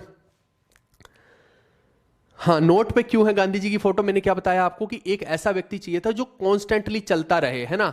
और वो आदमी शुरू से लेके अंत तक चलता रहा, उसने बिल्कुल भी रुकने की कोशिश नहीं की, है ना। जहां जहां पे उनको लगता था कि जैसे भगत सिंह का ही केस देख लीजिए कि उसको उस मुद्दे को ज्यादा इंपॉर्टेंस नहीं देनी है, नहीं तो हम कहीं ना कहीं फंस सकते हैं, है ना। ये ना हो कि भगत सिंह की फांसी को माफ करवाने के चक्कर में ये हो जाए कि कहीं हम बड़ी डील्स से हाथ धो बैठे, है ना। तो उन्होंने जो है बहुत ज्यादा कैलकुलेटिव तरीके से पूरे के पूरे सिस्टम को चलाने की कोशिश की और सबको अपने उसी बहाव में लेके जाने की कोशिश किया। इस वजह से अगर हम सबसे लॉन्ग मैन स्टैंडिंग देखेंगे तो गांधी जी को देखते हैं, ना। बाकी लोग जो है, आप सोचोगे एक आदमी आया, उसने जोश में सब कर दिया, लेकिन तुरंत ही उसका जोश खत्म भी हो जाएगा, क्योंकि आदमी के साथ अब बाकी के लोग क्या करेंगे, है ना। मान लो कि एक 4 आदमियों ने, है ना, लड़ाई झगड़ा कर लिया, उसके बाद क्या होगा, जैसे ही वो खत्म होंगे कोई उस रेवोल्यूशन को चलाने वाला ही नहीं बचेगा। लेकिन गांधी जी ने शुरू से लेकर अंत तक इस रेवोल्यूशन को चलाया है, क्योंकि शुरू से लेकर अंत तक सिस्टम को चालू रखा। इस वजह से उनको लॉन्ग मैन स्टैंडिंग कह सकते हो, इस वजह से उनकी जो फोटो है वो नोटों पे लगती है, ये कारण है ना। मैंने आपको पॉजिटिव थिंग्स भी तो बताई ना बहुत सारी गांधी की, अगर नेगेटिव बताई तो पॉजिटिव कितनी ज्यादा है, नेगेटिव कितनी होंगी, 2-4 नेगेटिव होंगी, लेकिन पॉजिटिव कहीं ज्यादा है, तो इस वजह से उनकी नोटों पे फोटो लगती है, सीधी सी बात है। शरद मैं बता दूंगा आपको, ठीक है, मैंने आपको भेज रखा है, मैं खुद उस बंदे के साथ कांटेक्ट में हूं। कुछ बुक्स ऐसे हैं कि जो मान लो कि कहीं बीच रास्ते में होंगे, वापस मंगा के वही आपको भेजनी पड़ेंगी, बहुत सारी बुक्स आउट ऑफ स्टॉक है, इस वजह से मैं कह रहा हूं, अब परेशान मत हो, मैं करवा रहा हूं आपका, ठीक है। अच्छा, सुभाष चंद्र बोस के बारे में भी एक सेशन कोशिश करता हूँ, वो पूरी टाइमलाइन जो होगी ना उसी में मैं बता दूंगा सारे का सारा, ठीक है। चलिए, मैंने मैक्सिमम चीज़ें आप लोग को सिखा दी हैं, आज हमने देख लिया है ना। Thank you Manisha, thank you. चलिए, आप बस लाइक शेयर सपोर्ट कीजिए, जीवी कक्षा चैनल के बारे में सब लोगों को बताइए, ये रिक्वेस्ट है ना। मैं बहुत शिद्दत से मेहनत से आपके लिए कंटेंट बना रहा हूँ और आगे भी बनाता रहूँगा। बस ये सपोर्ट वाला काम आप कीजिए कि रेलवे के लिए और एसएससी के लिए हमने ये जो एक जेन्युइन चैनल बनाया है जिसमें कंटेंट ही कंटेंट फ्लश कर रहे हैं, सबको बताओ इसके बारे में, ताकि हमें उस तरफ सोचना ही ना पड़े। हम मुझे ये लगे कि मेरी आर्मी खड़ी है भैया, है ना, वो अपने आप संभाल लेगी, ये सब प्रमोशन एडवर्टाइजमेंट, मैं सिर्फ कंटेंट पे ध्यान दूंगा। ठीक है दोस्तों, हम मिलते हैं नेक्स्ट वीडियो में, bye bye, take care, see you, love you all.